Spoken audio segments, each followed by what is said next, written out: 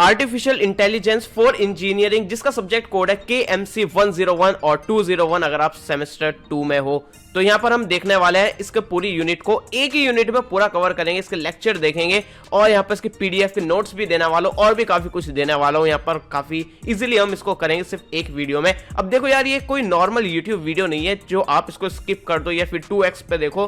मेरे हिसाब से ध्यान से देखो, नॉर्मली देखो और बिना स्किप करे देखो, क्योंकि काफी मजा आने वाला है। और सिर्फ एक यूनिट काफी कंप्रेस करके ये वीडियो बना रहा हूँ और काफी कंप्रेस करके नोट्स मैंने बनाया है काफी बढ़िया तरीके से। 1 महीने पहले मैंने यहाँ पर डाला था कि आपको इसके AI की मैं तैयारी कर रहा हूं और इसकी ई-बुक की तैयारी शुरू कर दी थी मैंने, और आज इसकी पहली यूनिट हम शुरू करने वाले हैं।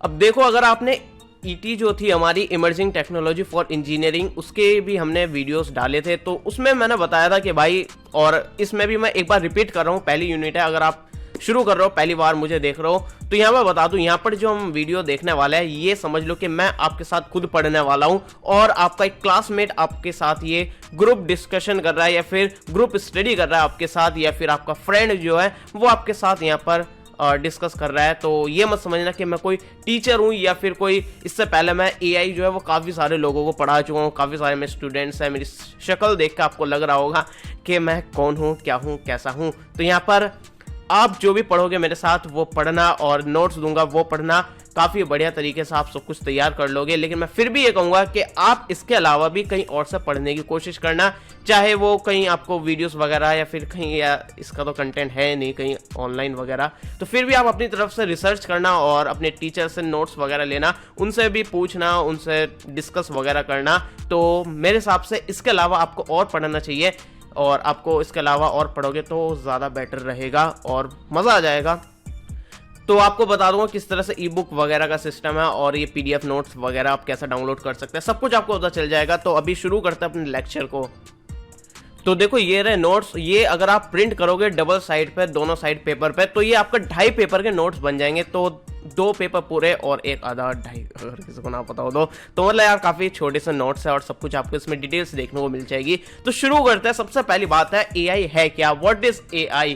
तो AI जो है वो हमारे 2 शब्द से मिलके बना हुआ, 2 वर्ड से मिलके बना हुआ है। एक तो है आर्टिफिशियल, दूसरा इंटेलिजेंस। आर्टिफिशियल का मतलब है मैन मेड और इंटेलिजेंस का मतलब है थिंकिंग पावर। मतलब आप बोल सकते हो कि इंसान के द्वारा बनाई गई एक थिंकिंग पावर। तो ये कुछ जमा नहीं, तो आगे हम जमा देंगे, अभी देखना आप। तो ये एक मैन मेड थिंकिंग पावर हो गया, इसका मीनिंग आर्टिफिशियल इंटेलिजेंस का। इसके वर्ड का या फिर शब्दों का मीनिंग मैंने आपको बता दिया। तो एक मशीन में आर्टिफिशियल इंटेलिजेंस हम तब बोल सकते हैं जैसे कि उसमें ह्यूमन की तरह लर्निंग पावर हो, रीजनिंग की पावर हो, प्रॉब्लम सॉल्व कर सकता हो, तो इसको हम आर्टिफिशियल इंटेलिजेंस बोल सकते हैं एक मशीन में। अब देखो, मजे की बात यह है, AI में जो है बेसिकली आप देखेंगे मशीन जो है वो प्री प्रोग्राम होती है कुछ स्पेसिफिक वर्क करने के लिए। कुछ टास्क होता है, वो हमें सब कुछ सेट करना पड़ता है, कोड कर देता है, प्रोग्राम कर देता है, एल्गोरिदम उसमें जो सेव होता है वो काम कर देता है। लेकिन यहाँ पर AI का अलग ही सिस्टम है, इसमें हम कोई प्री प्रोग्राम नहीं करते हैं। मतलब ऐसा नहीं है कि आप इधर वाला बटन दबाओगे तो ये काम होगा, उधर वाला दबाओगे तो ये काम होगा, नहीं। ये जो है AI जो है, AI बेस्ड मशीन जो है वो अपने आप ही काम करती है और उसमें कुछ भी हमें शुरू में सेट नहीं करना पड़ता, सिर्फ कुछ एल्गोरिदम प्रोग्राम करने पड़ते हैं। फिर AI जो मशीन है, AI मशीन जो है वो अपने आप सब कुछ काम कर लेती है। तो अब इसकी डेफिनेशन के बारे में बात करूं तो AI जो है वो एक कंप्यूटर साइंस की ब्रांच है जिसमें हम एक इंटेलिजेंट मशीन बना सकते हैं जो कि इंसान की तरह बिहेव कर सकती है और इंसान की तरह सोच सकती है और उसकी तरह ही डिसीजन जो है वो ले सकती है। अब देखते हैं गोल्स ऑफ AI के क्या गोल है, क्या हमारा एम है, क्या हमारा मुद्दा है, आप समझ गए होंगे। तो पहला है कि रेप्लिकेट ह्यूमन इंटेलिजेंस, मतलब ह्यूमन इंटेलिजेंस की एक तरह से कॉपी बनाना। तो कॉपी बना लेंगे तो हम जो इंसान से काम करवा सकते थे वो एक मशीन से काम कर पाएंगे, वो भी फ्री में। बस एक बार हमें AI जो हमारा टूल है, मशीन है, सिस्टम है, उसको खरीदना होगा या फिर बनाने में इन्वेस्टमेंट करनी होगी। गोल्स आप काफ़ी सारे लिख सकते हो। देखो यहाँ पर काफ़ी सारी बेसिक चीज़ें हैं जो कि आप खुद अपनी तरफ से भी अलग से लिख सकते हो। अब ये है, आप सॉल्व कर सकते हो नॉलेज बेस्ड टास्क जो है, इंटेंसिव टास्क वगैरह। काफ़ी सारे नॉलेज की ज़रूरत पड़ती है जो कि एक इंसान के पास नॉलेज होती है, उस चीज़ को सॉल्व करने के लिए दिमाग की ज़रूरत पड़ती है। जैसे कि मैथ्स की प्रॉब्लम है तो आपको इंसान की ज़रूरत पड़ती है, लेकिन AI से हम वो काम भी कर सकते हैं। और काफ़ी सारे काम है जैसे कि टास्क परफॉर्म कर सकते हैं जैसे वही इंसान के दिमाग की ज़रूरत पड़ती है। जैसे कि चेस खेलने के लिए आपको चेस खेलना है तो आपको ऐसा ज़रूरत नहीं है कि अपने दोस्त को ही बैठाना पड़ेगा, आप कंप्यूटर में चेस खेल सकते हो। वो AI बेस्ड आपका सेकेंडरी प्लेयर रहेगा जो कि कंप्यूटर खुद प्ले करेगा। सेल्फ ड्राइविंग कार देखेंगे, वो कार जो है वो अपने आप ड्राइव करेगा, मतलब ड्राइवर की ज़रूरत नहीं पड़ेगी। मतलब जो काम इंसान करता है ना वो काम हम मशीन से करवा सकते हैं। और कुछ इस तरह के सिस्टम बना सकते हैं जो कि नई चीज़ें अपने आप कर सके। किसी चीज़ को डेमोन्स्ट्रेट करना हो, किसी चीज़ को समझाना हो, एक्सप्लेन करना हो, वो खुद से कर सके। जैसे कि अभी मैं आपको पढ़ा रहा हूँ, मेरी जगह हो सकता है कुछ टाइम बाद आपको मशीन जो है, रोबोट जो है, वो आपको इस तरह की वीडियोस देखने को मिलेगी। इवन अभी भी काफ़ी सारे यूट्यूब चैनल्स हैं जिसमें AI जो है वो वीडियोस डाल रहा है, लाइव स्ट्रीम कर रहा है, भाई साहब बहुत कुछ कर रहा है। तो ऐसा भी चल रहा है। और यहाँ पर आप AI का यूज़ करके किसी यूज़र को एडवाइस देना है वो आप कर सकते हो, चैटबॉट्स वगैरह। मतलब अभी आपको ये थोड़ी चीज़ें बताइए, अब इनके बारे में इस यूनिट में काफ़ी सारी डिटेल में बात करेंगे। और जो बची हुई चीज़ है उनके लिए अलग यूनिट है, उनमें और ज़्यादा डिटेल में बात करेंगे। अब बात करते हैं एडवांटेजेस क्या है। एडवांटेजेस आपको पता होंगे, आप दबा कर लिख सकते हो काफ़ी सारे एडवांटेजेस। सबसे पहले भाई ह्यूमन एरर को हम रिड्यूस कर सकते हैं। हम कोई काम करते हैं तो हम में कुछ गलती हो जाती है, कुछ एरर्स हो जाते हैं, तो लेकिन AI करेगा तो उसमें एरर होने के चांसेस बहुत कम होते हैं। और काफ़ी रिस्की एरिया में अगर हमें कुछ काम करना हो तो हम AI का यूज़ करके वो काम करवा सकते हैं। मतलब भाई ऐसा काफ़ी सारे टास्क होता है जिसमें भाई मरने की भी नौबत आ सकती है, उस काम में भाई हम रोबोट्स को भेज सकते हैं, AI का यूज़ कर सकते हैं, हम बच जाएंगे और मशीन होगी बर्बाद, जो कुछ होना होगा। रिलायबिलिटी बढ़ जाती है, काफ़ी रिलायबल होते हैं, काफ़ी फास्ट होता है। डिजिटल असिस्टेंट भी की तरह भी यूज़ कर सकते हैं। मतलब ये आपको देखने को मिलता है, गूगल असिस्टेंट और एलेक्सा वगैरह, ये सारी चीज़ें आपको देखने को मिलते हैं। और भी और डिसीजन जो है वो काफ़ी फास्ट लिया जा सकता है, काफ़ी फास्ट है। 24 घंटे 7 दिन अवेलेबल रहेंगे, 24/7 इनकी अवेलेबिलिटी रहेगी। अब डिसएडवांटेजेस के बारे में बात करते हैं। देखो कॉस्ट जो है वो काफ़ी ज़्यादा होती है, काफ़ी AI पावर्ड मशीन्स वगैरह जो है, गैजेट्स वगैरह थोड़े महंगे होते हैं, तो ये चीज़ हमें देखने को मिलती है। इंसान को ये पूरा रिप्लेस नहीं कर सकती, अभी उस लेवल पर नहीं गई कि इंसान का मुकाबला कर सके। और ये अपने आप को इम्प्रूव नहीं कर सकती एक्सपीरियंसेस के साथ। जैसे हम कोई काम करते हैं, हम उसको काम को करते करते हम खुद को इम्प्रूव कर सकते हैं और हम बेटर हो सकते हैं उस काम में। लेकिन ऐसा डिसएडवांटेजेस में मैंने लिख रखा है। अब देखो एग्जाम में आएगा डिसएडवांटेजेस तो लिख देना, क्योंकि काफ़ी सारे आप खुद से भी लिख सकते हो। लेकिन ऐसा आज की डेट में कहीं ना कहीं मुझे नहीं लगता, क्योंकि भाई आपको मशीन लर्निंग पता होगा, मशीन लर्निंग है और भी काफ़ी सारी चीज़ें अपने आप इम्प्रूव होती है। मतलब लाइव एग्जाम्पल, आपको एग्जाम्पल ही बता देता हूँ। हमारे फ़ोन में AI देखने को मिलता है। AI के थ्रू ना आपका, अगर आप कोई एप्लीकेशन में कुछ काम कर रहे हो, किसी ने कहा कि भाई मुझे इस बंदे का कॉन्टैक्ट सेंड कर दें, तो आपका मोबाइल समझ जाएगा कि भाई आप कॉन्टैक्ट वाली एप्लीकेशन खोलने वाले हो। तो आपके खोलने से पहले वो बैकग्राउंड में उसको ओपन कर लेगा और जैसे आप क्लिक करोगे वो लोड होने की बजाय आपको ऑलरेडी ओपन देखने को मिलेगा, वो पहले से ही उसमें लोड हो जाएगा। तो AI का यूज़ करके उसने आपका टाइम बचाया ताकि आपका क्लिक करते ही आपका काम हो जाए। तो इस तरह के मैंने एक एग्जांपल बताया, ऐसा नहीं है कि ऐसा ही हो। इस तरह के आपके मोबाइल में AI का यूज़ हो जाता है, एप्लीकेशन पहले से लोड हो जाती है। ये आपको टाइम देना पड़ता है, आपके हिसाब से देखता है कि कैसे काम कर रहे हो आप, तो उस हिसाब से वो चीज़ें इंप्रूव होती चली जाती हैं। तो एक्सपीरियंस के साथ चीज़ें इंप्रूव होती है AI में। लेकिन फिर भी आप लिख देना डिसएडवांटेज में, चाहे तो छोड़ देना। लैक ऑफ क्रिएटिविटी, इंसान जो है काफ़ी क्रिएटिव होता है, नई नई चीज़ें बना लेता है, लेकिन मशीन में अभी ऐसा नहीं है। जो हमने उसको सिखाया है वो अभी वही काम कर सकता है, ज़्यादा कुछ आउट ऑफ द बॉक्स नहीं सोच सकता है। रिस्क ऑफ अनएम्प्लॉयमेंट, पता है भाई अनएम्प्लॉयमेंट बढ़ेगा, रोज़गार घटेगा और मशीन जो है वो इंसानों की काफ़ी जगह लेती जा रही है। अब देखो कुछ लोग पूछेंगे नोट्स कैसे डाउनलोड करने हैं, तो रुको जरा सब्र करो, आगे बताएंगे। काफ़ी टाइम पड़ा है, काफ़ी लंबी वीडियो है, पता नहीं मुझे भी कितनी लंबी बनेगी। शुरू करा, देखते हैं कहाँ जाकर रुकते हैं हम। तो यहाँ पर इनमें कोई फीलिंग्स नहीं होती, इमोशंस नहीं होता। आपको रोबोट मूवी देखी होगी, उसमें इमोशन वाला, फीलिंग वाला आपने देखा ही होगा, तो कुछ ऐसा ही चक्कर रहता है इसमें भी। तो काफ़ी सारी चीज़ें होती है जिसमें भाई दिमाग से भी सोचना पड़ता है, फीलिंग्स को भी, इमोशन को भी साथ में रख के देखना पड़ता है। लेकिन मशीन जो है वो ऐसा नहीं करती है, जो वो मशीन है तो मशीन की तरह ही वो काम करती है। तो अब बात करते हैं इवोल्यूशन ऑफ AI या फिर हिस्ट्री ऑफ AI। देखो यार, हिस्ट्री मुझे बचपन से पसंद नहीं थी, आपका पता नहीं, तो यहाँ पर भी मुझे पसंद नहीं। कुछ चीज़ें इसमें इंटरेस्टिंग है, उसको देखेंगे डिटेल में थोड़ा, और यहाँ पर इसको पढ़ लेना। बिल्कुल हिस्ट्री जैसे होती है ना वैसी दे रखा है, काफ़ी बोरिंग सी चीज़ है। तो इसके बाद काफ़ी इंटरेस्टिंग चीज़ें भी आने वाली है। फिलहाल इसको जल्दी जल्दी करते हैं। यहाँ पर आप और ज़्यादा डिटेल में इसको पढ़ के देख लेना। सबसे पहला है मैच्योरेशन ऑफ एआई। तो ये 1943 से 1952 तक इसका पीरियड रहा था। 1943 में क्या हुआ, इसमें सबसे पहली बार वर्क करा गया एआई में। और यहाँ पर देखो कुछ नाम लिए जाएंगे जो कि फॉरेनर्स के नाम हैं, तो उनको ना अगर आपको याद नहीं रहते शॉर्ट में भी लिख देना आप, जैसे कि वॉरेन और आगे आपको ये नाम याद नहीं आ रहा तो वॉरेन और लिख देना आगे एम डॉट। जैसे कि यहाँ पर एक एग्जांपल मैं दिखाता हूँ, जैसे कि यहाँ पर लिख रखा है हर्बर्ट ए डॉट, तो इस तरह से आप यहाँ पर भी ये शॉर्टकट अपना सकते हो। तो यहाँ पर तो वॉरेन और वॉल्टर पिट्स ने जो है पहली बार यहाँ पर एआई पर वर्क शुरू करा था 1943 में, और इन्होंने एक मॉडल प्रपोज करा था आर्टिफिशियल न्यूरॉन्स। तो यहाँ पर ये चीज़ें आप देख लेना, और यहाँ पर जो चीज़ें याद रहती है आप वो लिख देना यहाँ पर हेडिंग बनाकर, क्योंकि काफ़ी सारी चीज़ें लिख रखी है तो आराम से आपके काफ़ी सारे पेजेस भरेंगे। हिस्ट्री है, ज़्यादा कुछ हमें डिटेल्स देखने को नहीं मिलेगी, जो बढ़िया बढ़िया चीज़ें हैं वो मैं आपको यहाँ पर बताता रहूँगा। और यहाँ पर 1950 में जो है एलन ट्यूरिंग ने एक प्रपोज करा था एक टेस्ट, जिसमें ना इस टेस्ट को अगर चेक करने के लिए, ये टेस्ट अगर एक मशीन एआई मशीन को या फिर एआई को यहाँ पर एक टेस्ट पास करना पड़ता है, अगर उसने वो टेस्ट पास कर लिया इसका मतलब वो ह्यूमन इंटेलिजेंस के कंपेरेबल है या फिर इक्विवेलेंट है, मतलब वो इंसानी इंटेलिजेंस के कंपेरेटिव है। तो मतलब इंसान के जैसा, मतलब मैं ओवर एक्सप्लेन कर रहा हूँ अभी। तो इन्होंने इस टेस्ट का नाम रखा था ट्यूरिंग टेस्ट। अगर आपको चेक करना कि ये एआई जो है वो इंसान के बराबर है या फिर नहीं, तो उसको भाई ट्यूरिंग टेस्ट करवाओ, अगर उसने पास कर दिया तो हाँ भाई वो इंसान के बराबर है।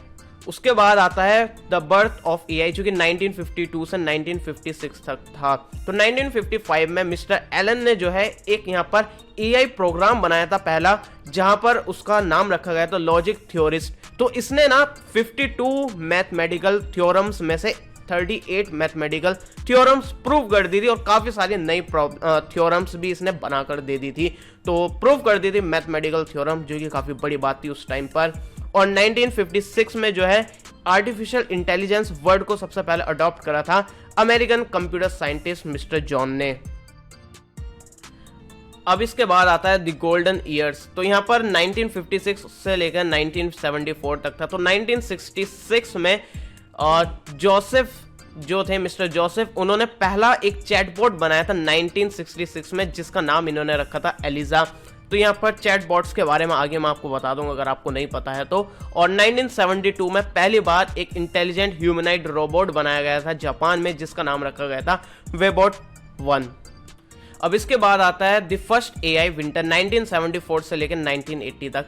मतलब यहाँ पर जो हमारा इसका चल रहा है ना इवोल्यूशन, तो इसका मतलब ये है कि एआई जब से शुरू हुआ ना उस दौरान क्या क्या, किस ईयर में क्या क्या हुआ, इस तरह से आज तक जो है बड़े बड़े चेंजेस या फिर बड़े बड़े इवेंट्स जो है वो हम यहाँ पर देख रहे हैं। तो अभी यहाँ पर हमारा आया था first AI winter. AI winter से मतलब है भाई धंधा मंदा, सीधे शब्दों में। तो यहाँ पर एआई विंटर का यहाँ पर उस पीरियड को नाम रखा गया, एआई विंटर उस पीरियड को बोला गया जहाँ पर कंप्यूटर साइंटिस्ट को जो है यहाँ पर गवर्नमेंट से फंड भी नहीं मिल रहा था, ना ही एआई रिसर्चेस के लिए उनको फंड वगैरह देखने को नहीं मिल रहा था, और यहाँ पर मतलब उनका धंधा मंदा चल रहा था, और कोई यहाँ पर पैसे की भी शॉर्टेज चल रही थी, फाइनेंशियल भी यहाँ पर सपोर्ट नहीं मिल रहा था गवर्नमेंट से, और इस तरह से उनकी रिसर्चेस वगैरह काफ़ी डाउन रही, और जो पब्लिक का इंटरेस्ट था एआई में वो भी काफ़ी ज़्यादा डिक्रीज हो गया। लेकिन बाद में बूम आया एआई में। तो यहाँ पर 1980 से लेकर 1987 तक यहाँ पर बूम आया, और एआई विंटर चला गया, और यहाँ पर वापस आ गए, इन्होंने वापस से एआई पर काम करना शुरू कर दिया, और यहाँ पर इन्होंने एक प्रोग्राम बनाया जो कि इंसानी ह्यूमन के कंपैरेटिव यहाँ पर डिसीजन मेकिंग एबिलिटी जो है वो एक एआई में ला दी थी।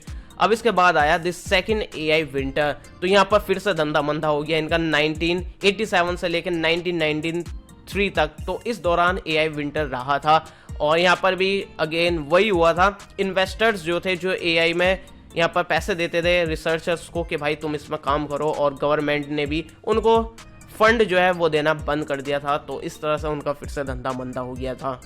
अब इसके बाद आया the emergence of intelligence agent. तो 1993 से लेके 2011 तक यहाँ पर ये रहा। तो 1997 में यहाँ पर IBM डीप ब्लू ने जो है वो बीट कर दिया था एक चेस चैंपियन को, गैरी कैस्परोव तो यहाँ पर ये चेस के चैंपियन थे, इन्होंने वर्ल्ड चेस चैंपियन में यहाँ पर इनको हरा दिया था। मतलब एक एआई ने जो है वो एक काफी बड़े चैंपियन को यहाँ पर चेस में हरा दिया था और पहला कंप्यूटर बन गया था जिसने ये काम करके दिखाया था। और 2002 में पहली बार जो है एआई हमारे घरों में घुस गया था वैक्यूम क्लीनर बन के, जिसका नाम था रूम्बा। तो एक एआई बेस्ड यहाँ पर वैक्यूम क्लीनर था। और 2006 में कंपनी जैसे कि फेसबुक, ट्विटर, नेटफ्लिक्स वगैरह इन्होंने भी एआई का यूज करना शुरू कर दिया था। अब इसके बाद आया यहाँ पर 2011 से लेके अब तक जो हमारे यहाँ एआई में चल रहा है, मतलब अब ये हिस्ट्री खत्म हो गई, तो अब इससे आगे काफ़ी बड़े बड़े चीज़ें आने वाली है, वो हम देखेंगे। 2011 में जो है IBM का वाटसन था जिसने एक क्विज शो जो है वो जीत लिया था, जिसमें काफ़ी कॉम्प्लेक्स और ट्रिकी क्वेश्चंस पूछे गए थे और उसने सभी क्वेश्चंस का जवाब दे दिया था। मतलब इसने साबित कर दिया था कि ये एक नेचुरल लैंग्वेज जो ह्यूमन लैंग्वेज है उसको काफ़ी अच्छे से समझ सकते हैं। फिर 2012 में गूगल ने लॉन्च करा था अपना एक एंड्रॉइड का फीचर था गूगल नाउ, जो कि आपको गूगल का फीड होता है जिसमें आपको न्यूज़ वगैरह देखने को मिलती है, इस तरह का ही था ये। तो यहाँ पर आपको आपके हिसाब से, आपके प्रिडिक्शन के हिसाब से यहाँ पर आपको इन्फॉर्मेशन वगैरह देखने को मिलती थी। फिर 2014 आया। 2014 में एक चैट बॉट ने जो है एक कंपटीशन जीत लिया था, जो कि एक ट्यूरिंग टेस्ट में, मतलब ट्यूरिंग टेस्ट पास कर दिया, जो कि मैंने पहले बताया था ना कि ह्यूमन के कंपैरिजन वाला यहाँ पर टेस्ट होता है, जिसने ये वाला जीत लिया था चैट बॉट ने। अब 2018 में एक प्रोजेक्ट डिबेटर था IBM की तरफ से, जिसने एक कॉम्प्लेक्स टॉपिक पर डिबेट करी थी और यहाँ पर दो काफ़ी बड़े बड़े डिबेटर थे, उनके साथ उसने डिबेट करी थी और उसने काफ़ी बड़े तरीके से डिबेट करी थी और मतलब मज़ा आ गया था। तो फिर 2018 में ये गूगल ने एक डेमोन्स्ट्रेट करके दिखाया था, एआई वर्चुअल असिस्टेंट था जिसका नाम था डुप्लेक्स। तो इसका लॉन्च इवेंट मैंने भी देखा था, तो यहाँ पर आप लोग वगैरह भी देखते होंगे। तो यहाँ पर इसमें आपको बताता हूँ, मैं आपको यहाँ पर ये जो था पहले आपको बताता हूँ। यहाँ पर गूगल का डुप्लेक्स जो था एक फीचर था।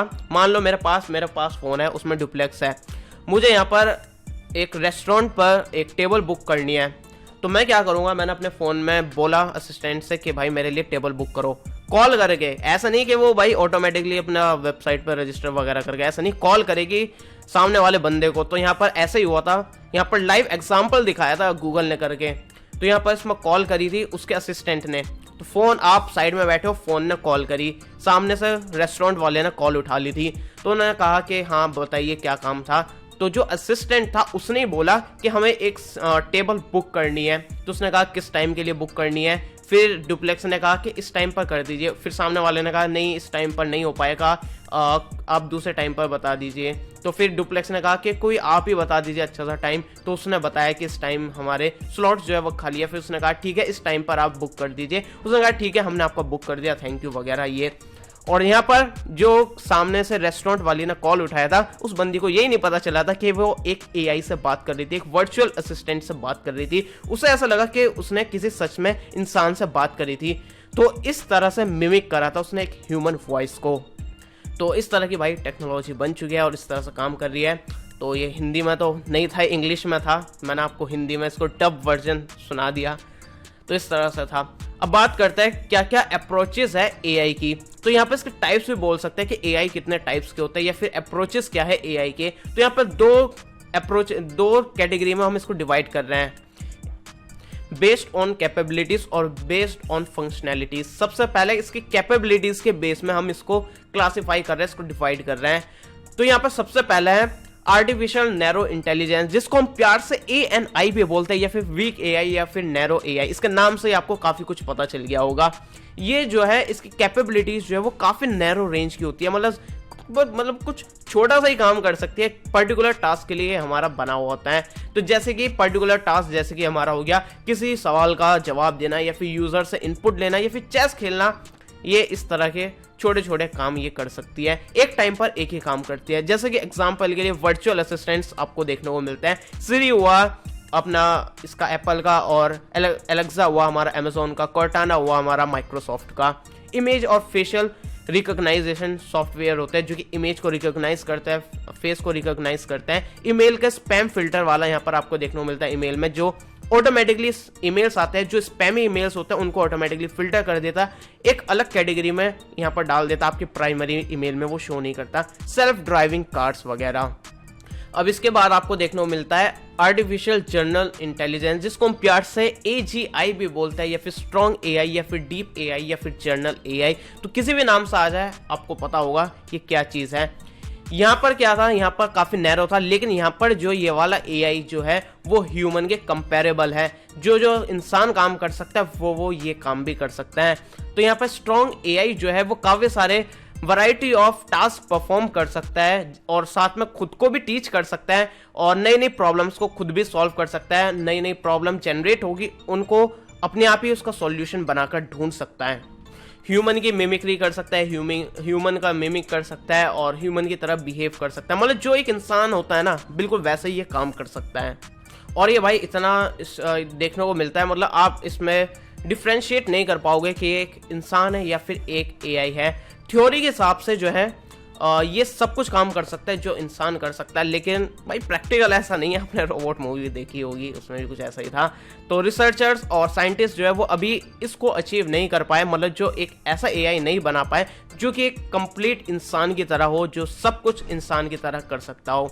अब इसके बाद आता है आर्टिफिशियल सुपर इंटेलिजेंस, और इसको हम प्यार से बोलते हैं ASI। तो ये जो है इंसान से भी ज़्यादा पावरफुल है। यहाँ पर इंसान की जो कैपेबिलिटीज़ है उससे भी ज़्यादा इसकी कैपेबिलिटीज़ है। जो काम इंसान भी नहीं कर सकता वो काम ये कर सकता है, और जो इंसान काम कर सकता है वो तो ये कर ही सकता है। मतलब इंसान से बेटर ये हमें देखने को मिलता है AI। अब देखो ये हाइपोथेटिकल है, अभी इस तरह का AI नहीं बना, बल्कि ऐसा AI ही नहीं बना जो इंसान के कंपेरेबल है, जो इंसान वाले सारे काम कर सकता हो। और यहाँ पर बात चल रही है कि इंसान के सारे काम भी करेगा, और उससे बेटर और उससे ज़्यादा काम भी कर सकता है जो इंसान नहीं कर सकता। तो अभी फिलहाल हम यहाँ पर नहीं पहुँच पाए। अब बात करते हैं फंक्शनैलिटीज़ के बेस पर हम किस तरह से AI को डिवाइड कर सकते हैं। सबसे पहला है रिएक्टिव मशीन। तो ये मशीन जो है वो काफ़ी बेसिक फॉर्म की AI है जो कि हम अक्सर देखते हैं। तो ये जो है अपनी मेमोरी जो है, मतलब उनके पास जो स्टोरेज वाला, उनके पास स्टोरेज के लिए जो भी चीज़ है उनके पास, वो उसमें स्टोर नहीं करते, मेमोरीज में नहीं रखते, ताकि वो अपने फ्यूचर में एक्सपीरियंस को जो है वो इम्प्रूव कर सके। वो सिर्फ करंट सिनेरियो पर फोकस करते हैं, जो उनके साथ चल रहा है उसके बेस पर वो काम करते हैं, और उसका possible action best possible action perform करने की कोशिश करते हैं।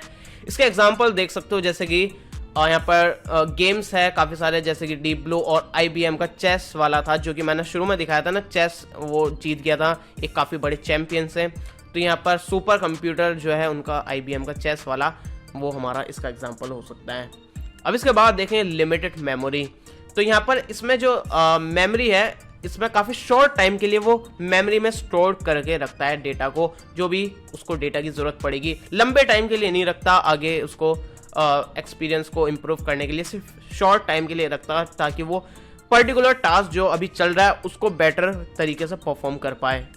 तो इसका बढ़िया एग्जाम्पल हो सकता है सेल्फ ड्राइविंग कार, जो कि काफ़ी लिमिटेड टाइम के लिए डेटा स्टोर करके रखता है। मतलब सेल्फ ड्राइविंग कार अगर जा रही है, वो पास वाली कार का डेटा रखे कि इतनी डिस्टेंस पर मेरी कार है, और एक पीछे कार है, सामने ये है वो है, ये सभी डेटा जो है वो थोड़ी देर के लिए रखता है, तब तक उसकी ज़रूरत है जब तक वो उस लोकेशन पर है। और उनकी स्पीड, जैसे कि पास वाली कार की स्पीड कितनी है, कितनी दूर है, इस तरह की बेसिक इन्फॉर्मेशन रखता है, ताकि वो नेविगेशन को इम्प्रूव कर पाए। अगर देखो वो मेमोरी में स्टोर नहीं करेगा, अगर रिएक्टिव मशीन हुई तो यहाँ पर मेमोरी में स्टोर नहीं करता है, तो उसने देखा कि हाँ भाई पास में कार है, डिस्टेंस मेजर करी, स्पीड मेजर करी, बस डेटा डिलीट कर दिया। अब उसे पता ही नहीं पास में कार है और स्पीड क्या है, उसने मोड़ दी और उसमें देखा भाई बाद में जाकर ठुक गया। तो इस तरह का मामला नहीं होना चाहिए, इसलिए वो थोड़ी देर के लिए डेटा को स्टोर करके रखता है अपनी मेमोरी में।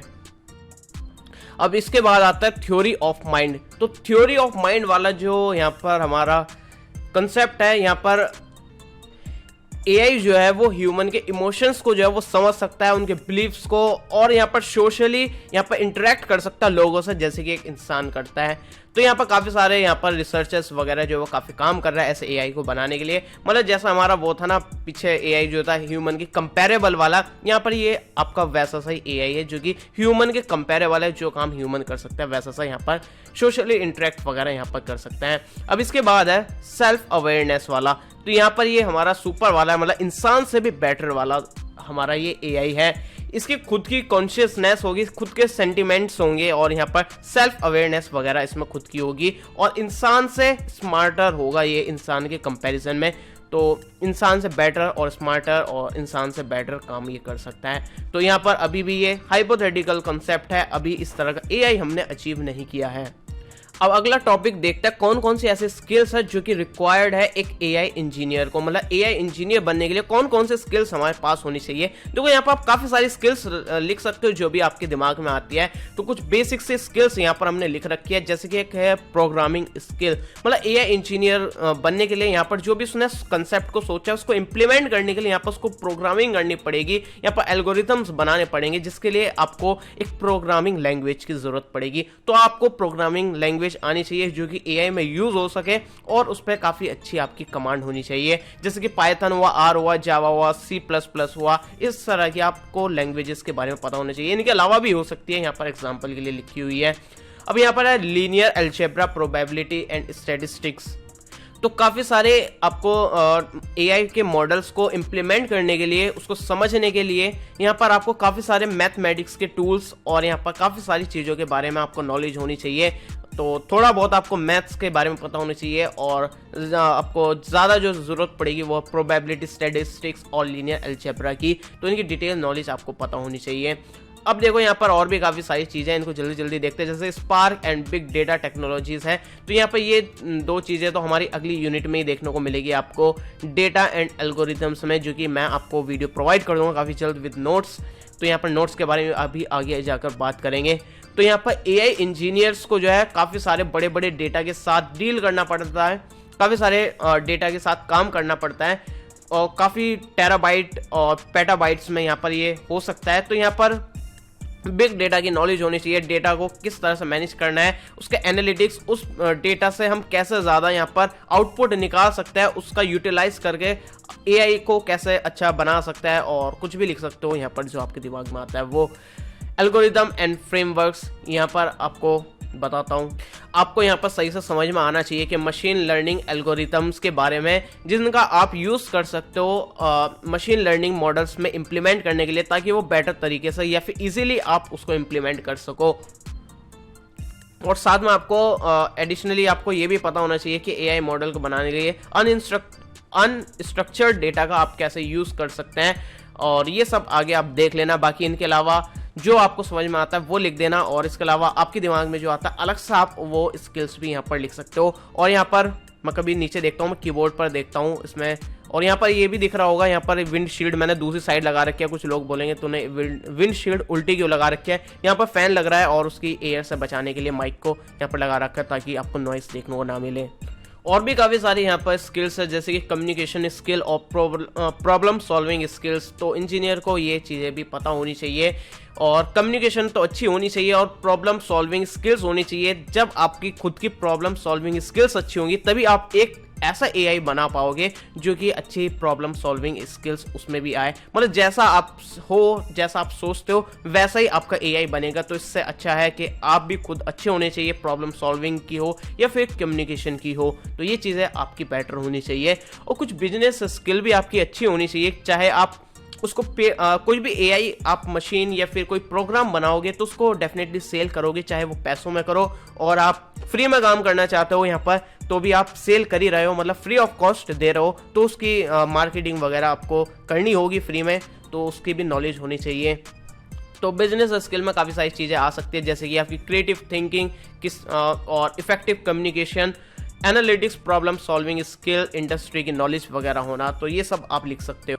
अब देखो अदर इमर्जिंग टेक्नोलॉजीज इसमें दे रखा है, मतलब यहाँ पर हम बात करेंगे ऐसी कौन कौन सी और भी आने वाली टेक्नोलॉजीज है जिसमें एआई का यूज़ हो रहा है, या फिर उनमें एआई का यूज़ हो रहा है, या फिर एआई में उनका यूज़ हो रहा है, तो समझ रहे हो ना। तो यहाँ पर काफ़ी सारी ऐसी टेक्नोलॉजीज है जो कि यहाँ पर मैंने वही सब लिखी है जो आप इमर्जिंग टेक्नोलॉजी फॉर इंजीनियरिंग में पढ़ चुके हो, और डेफिनेशन भी अपने उसी नोट्स की उठाकर यहाँ पर मैंने चिपकाई है, ताकि आपको डेफिनेशन या फिर इसकी जो भी नोट्स में लिखा है ये आपको अलग से ना लगे या फिर पहली बार देख रहे हो ऐसा ना लगे, सब कुछ आपको पढ़ा हुआ मिलेगा। और अगर आप भाई सेमेस्टर फर्स्ट में हो और पहली बार इन चीज़ों के बारे में पढ़ रहे हो, तो आपको बता दूं इमर्जिंग टेक्नोलॉजी फॉर इंजीनियरिंग का जो सब्जेक्ट है जो आप नेक्स्ट सेमेस्टर में पढ़ोगे, उसमें यहाँ पर काफ़ी सारी टेक्नोलॉजीज मतलब उसकी पूरे जो सब्जेक्ट है ना यूनिट वाइज, एक यूनिट में आईओटी है, एक यूनिट में क्लाउड कंप्यूटिंग है, तो उनके यहाँ पर इंट्रो देख लेना, 5-10 मिनट उनकी वीडियोस देख लेना हर यूनिट की, आपको काफी डिटेल में पता चल जाएगा। एग्जाम्पल के लिए यहाँ पर बता दो, सबसे पहले मैंने टेक्नोलॉजी जो लिखी है वो लिखी है आईओटी, इंटरनेट ऑफ थिंग्स। तो यहाँ पर मैं आपको थोड़ा सा डिस्क्राइब करूंगा, समझाऊंगा, ऐसी कोई प्रॉब्लम नहीं है। लेकिन यहाँ पर अगर आपको समझ में नहीं आया या फिर और ज्यादा डिटेल में उसको जानना है, तो आईओटी की एक यूनिट है पूरी, इमर्जिंग टेक्नोलॉजी फॉर इंजीनियरिंग की, 1 घंटे की मैंने पूरी इसी तरह की वीडियो बना रखी है, जो कि आपको आगे भी फायदा होगा। आप जब ईटी पढ़ोगे, इमर्जिंग टेक्नोलॉजी फॉर इंजीनियरिंग, या फिर ईटीई पढ़ोगे, उसका जो भी नाम बोलते हो आप, तो वहां पर आप वो भी पढ़ लेना। तो यहाँ पर आपको वो पूरी 1 घंटे की देखने की जरूरत नहीं पड़ेगी, सिर्फ उसकी 5-10 मिनट आप देख लेना। वहां पर मैंने शुरू में ही आपको एग्जाम्पल, रियल लाइफ एग्जाम्पल से एक्सप्लेन करना शुरू करा है, और आपको काफी ज्यादा डिटेल में समझ में आ जाएगा। तो अब ज्यादा बकवास नहीं करते और मुद्दे पे आता है। तो हमारा आईओटी जो है वो ऐसे सिस्टम को रेफर करा जाता है जिसमें काफी सारे डिवाइसेस होते हैं, आपस में कनेक्टेड रहता है, वो आपस में इंफॉर्मेशन शेयर करते रहता है और इंटरनेट से कनेक्टेड रहता है, और यहाँ पर उस डेटा को मतलब एनवायरनमेंट से जो है वो डेटा को कलेक्ट करते हैं और फिर उसको जो है क्लाउड पर शेयर करते हैं, इंटरनेट पर शेयर करते हैं, और बिना किसी ह्यूमन के इन्वॉल्वमेंट के। तो उसमें ह्यूमन इन्वॉल्वमेंट नहीं होता है। आपको समझ में नहीं आया होगा अगर आप पहली बार इसको सुन रहे हो या फिर पढ़ रहे हो। तो थोड़ा यहाँ पर प्रैक्टिकल एग्जांपल के साथ मैं शुरू करता हूँ। एग्जांपल बता देता हूँ पहले आईओटी के, जैसे कि आपके स्मार्ट वॉच है, आपके सीसीटीवी कैमरा है जो कि वाईफाई वाले होते हैं, और यहाँ पर आपके एलेक्सा वगैरह हुआ जो कि आपके स्मार्ट स्पीकर्स होते हैं, जैसे कि अमेजोन का अमेजोन इको डॉट है जिसको आप प्यार से एलेक्सा बोलते हो, वो हुआ। इस तरह की काफ़ी सारे यहाँ पर आईओटी डिवाइसेस होते हैं। अभी काम कैसे करते हैं इसका एक एग्जांपल बढ़िया तरीके से आपको बताता हूँ, जो कि मैं पहले भी एक बार एक्सप्लेन कर चुका हूँ। यहाँ पर आपको पता है आप फार्मिंग कर रहे हो मान लो, और यहाँ पर आपको रोज पानी देना पड़ता है, आप उसको ऑटोमेटिक बना सकते हो आईओटी के हिसाब से, आईओटी का यूज करके। तो आईओटी डिवाइसेस में ना सेंसर्स भी होते हैं, सेंसर होता है, सॉफ्टवेयर होता है, और भी काफी सारी टेक्नोलॉजी होती है जिससे मिलकर एक डिवाइस बनता है। एक यहाँ पर आपका गैजेट बनकर तैयार होता है जो कि इंसान की तरह कोलैब भी करता है, आपस में इंफॉर्मेशन शेयर भी करता है, आपस में डिवाइसेस वो, और एक काफी बढ़िया तरीके से काम परफॉर्म कर सकता है। तो यहाँ पर मैं एग्जांपल बता रहा था, अगर आप फार्मिंग करते हो तो आपको बार बार पानी देना पड़ेगा पौधों में, तो यहाँ पर ऑटोमेटिक सिस्टम आप बना सकते हो। सॉइल में जो है वो एक ऐसा सेंसर लगा सकते हो जो डिटेक्ट कर लेगा कि यहाँ पर हाँ पानी की कमी है। आप सेट कर दोगे कि इतनी ह्यूमिडिटी होनी चाहिए, इससे ज़्यादा या फिर कम होती है तो हमें पानी की ज़रूरत पड़ेगी, तो ऑटोमेटिकली सेंसर आपने यहाँ पर सेट कर रखा है मिट्टी में। अब जैसे उसको पता चला कि हाँ भाई यहाँ पर पानी की कमी है, तो सेंसर जो है वो ऑटोमेटिकली सिग्नल भेज देगा आपकी डिवाइस को कि हाँ भाई पानी की कमी है, और पानी की कमी है और सेंसर सॉफ्टवेयर के थ्रू उसको पता चल जाएगा। फिर सॉफ्टवेयर जो है वो अपने आप ही जो उसने चेक करा कि पानी की इतनी कमी है, उसी हिसाब से यहाँ पर ऑटोमेटिकली यहाँ पर अपने पाइप लगा रखा होगा अपने वहाँ पर सॉइल में, और यहाँ पर पानी आपका ऑटोमेटिकली खुल जाएगा और उसमें पानी चला जाएगा जितनी ज़रूरत होगी। स्प्रिंकलर हम वहाँ पर सेट कर सकते हैं, मतलब ऑटोमेटिकली वो डिटेक्ट करेगा पानी की ज़रूरत है और ऑटोमेटिकली पानी छिड़क जाएगा। तो यहाँ पर कितना काम आसान हो गया हमारा। तो ये हमारा एक आईओटी का यहाँ पर वो हो गया। अब देखो डेफिनेशन के हिसाब से आप देखेंगे आपको सब कुछ समझ में आ जाएगा। तो यहाँ पर था हमारा सिस्टम ऑफ डिवाइसेस, यहाँ पर हमारे सिस्टम था काफी सारी डिवाइसेस का। पहले तो आपने देखा सेंसर जो है वो हमारे मिट्टी में लग रहा था, फिर यहाँ पर एक स्प्रिंकलर लग रहा था जो कि इंफॉर्मेशन सेंड कर रहा था, काफी सारे डिवाइसेस यहाँ पर लग रहे थे। तो सिस्टम थे, आपस में कनेक्टेड थे, इंटर रिलेटेड थे, इंटरनेट से कनेक्टेड थे। देखो डेटा सेंड करना होगा तो यहाँ पर हम अलग से बिना इंटरनेट के भी ऑफलाइन भी काम कर सकते हैं, लेकिन हम इंटरनेट से उसको कनेक्ट कर रहे हैं ताकि वायरलेस एक सिस्टम हमारा बन पाए और काफी ईजी हमारा काम हो पाए। और ये हमारा डेटा भी कलेक्ट कर रहा था, उसको ट्रांसफर भी कर रहा था। अब देखो सारी चीजें इस एग्जांपल से आपको डेफिनेशन में दिख रही होगी और आपको ये समझ में आ गया होगा। अब आईओटी के एग्जांपल्स देख लेते हैं। मैंने आपको शुरू में बता दिया था, होम सिक्योरिटी सिस्टम हो गया, आपका स्मार्ट वियरेबल होगा जैसे फिटनेस बैंड, आपके स्मार्ट वॉच वगैरह। आईओटी इन एग्रीकल्चर, मैंने एग्जांपल आपको पूरा एक्सप्लेन करके बता दिया। अब इस एग्जांपल को ना मैंने और बहुत बढ़िया तरीके से बताया था, इसकी यूनिट 1 जो थी इमर्जिंग टेक्नोलॉजी फॉर इंजीनियरिंग, उसमें जाकर आप देखना, उसमें और अच्छे से पता चल जाएगा। तो इसी तरह जैसे क्लाउड कंप्यूटिंग है और ब्लॉकचेन है, ये सबकी एक एक पूरी यूनिट है emerging technology for engineering subject में, वो वहाँ जाकर आप थोड़ा और ज़्यादा डिटेल में देख सकते हो। तो यहाँ पर अगला एग्जांपल है स्मार्ट स्पीकर्स, जैसे कि अमेजोन का इको डॉट देखने को मिलता है जिसको प्यार से हम एलेक्सा बोलते हैं, या फिर गूगल असिस्टेंट भी देखने को मिलता है आपको स्मार्ट स्पीकर उसमें देखने को मिलता है, गूगल असिस्टेंट बेस्ड वाले। स्मार्ट सिटीज हो गई हमारी, स्मार्ट डोर लॉक्स हो गए। अब बात करते हैं क्लाउड कंप्यूटिंग, तो उसका भी एग्जांपल से मैं आपको एक्सप्लेन करने की कोशिश करता हूं। मान लो यहाँ पर मुझे एक वेबसाइट बनानी है, मतलब जैसे मैं आपको नोट्स, पहले नोट्स के बारे में बता देता हूँ, फिर आप अच्छे से कनेक्ट कर पाओगे। तो यहाँ पे इसके नोट्स जो है वो आप हमारी kkword.in वेबसाइट से डाउनलोड कर सकते हैं। तो जैसे आप kkword.in खोलेंगे, यहाँ पर पूरा सेक्शन दिख जाएगा, नोट्स का दिखेगा। आपको AI के नोट्स चाहिए, AI पर क्लिक कर देना और यहाँ पर AI के जितने भी नोट्स मैंने अपलोड कर रखे हैं यहाँ पर आपको शो हो जाएंगे। जैसे कि यहाँ पर दिख रहा है यूनिट 1 है, यहाँ पर यूनिट 1 पर मैंने क्लिक कर दिया और यूनिट 1 हमारी खुल चुकी है। यहाँ पर आपको देखने को मिल जाएगा download unit 1 PDF notes. Unit 2 का भी यहाँ पर देखने को मिल रहा है। अभी यूनिट 2 अपलोड मैंने नहीं करी, इसलिए आपको क्रॉस का निशान देखने को मिल रहा होगा। यहाँ पर ये अभी कट है, इसका मतलब डाउनलोड नहीं होगा। यहाँ पर क्लिक करना, एक क्लिक में डाउनलोड हो जाएगा, कोई एड्स वगैरह या फिर रीडायरेक्ट वगैरह नहीं होगे। ये हमारा पूरा डाउनलोड हो गया। इस तरह से आप डाउनलोड कर सकते हो। अब देखो यहाँ पर प्रोसेस, यहाँ पर आपको एग्जांपल इसके क्लाउड कंप्यूटिंग का मैं बता देता हूँ। अभी आपने नोट्स जब डाउनलोड करने के लिए मेरी वेबसाइट खोली, तो नोट्स के डाउनलोड बटन पर आपने क्लिक करा। अब वो नोट्स जो है मान लेते हैं 1 MB की उसका फाइल साइज है, तो वो 1 MB की फाइल कहीं ना कहीं स्टोर होगी, जहां से वो अपलोड होकर आपके फोन में डाउनलोड हो रही है, अगर आप फोन से डाउनलोड कर रहे हैं तो।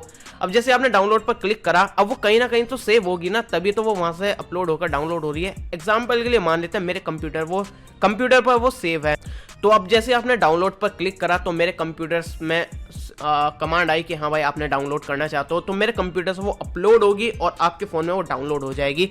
तो इसका मतलब आप भाई रात के 12 बजे यहाँ पर डाउनलोड कर रहे हो, मेरा कंप्यूटर तो बंद है, तो ऐसा तो नहीं होगा कि वो ऑटोमेटिकली अपलोड होकर डाउनलोड हो जाएगी।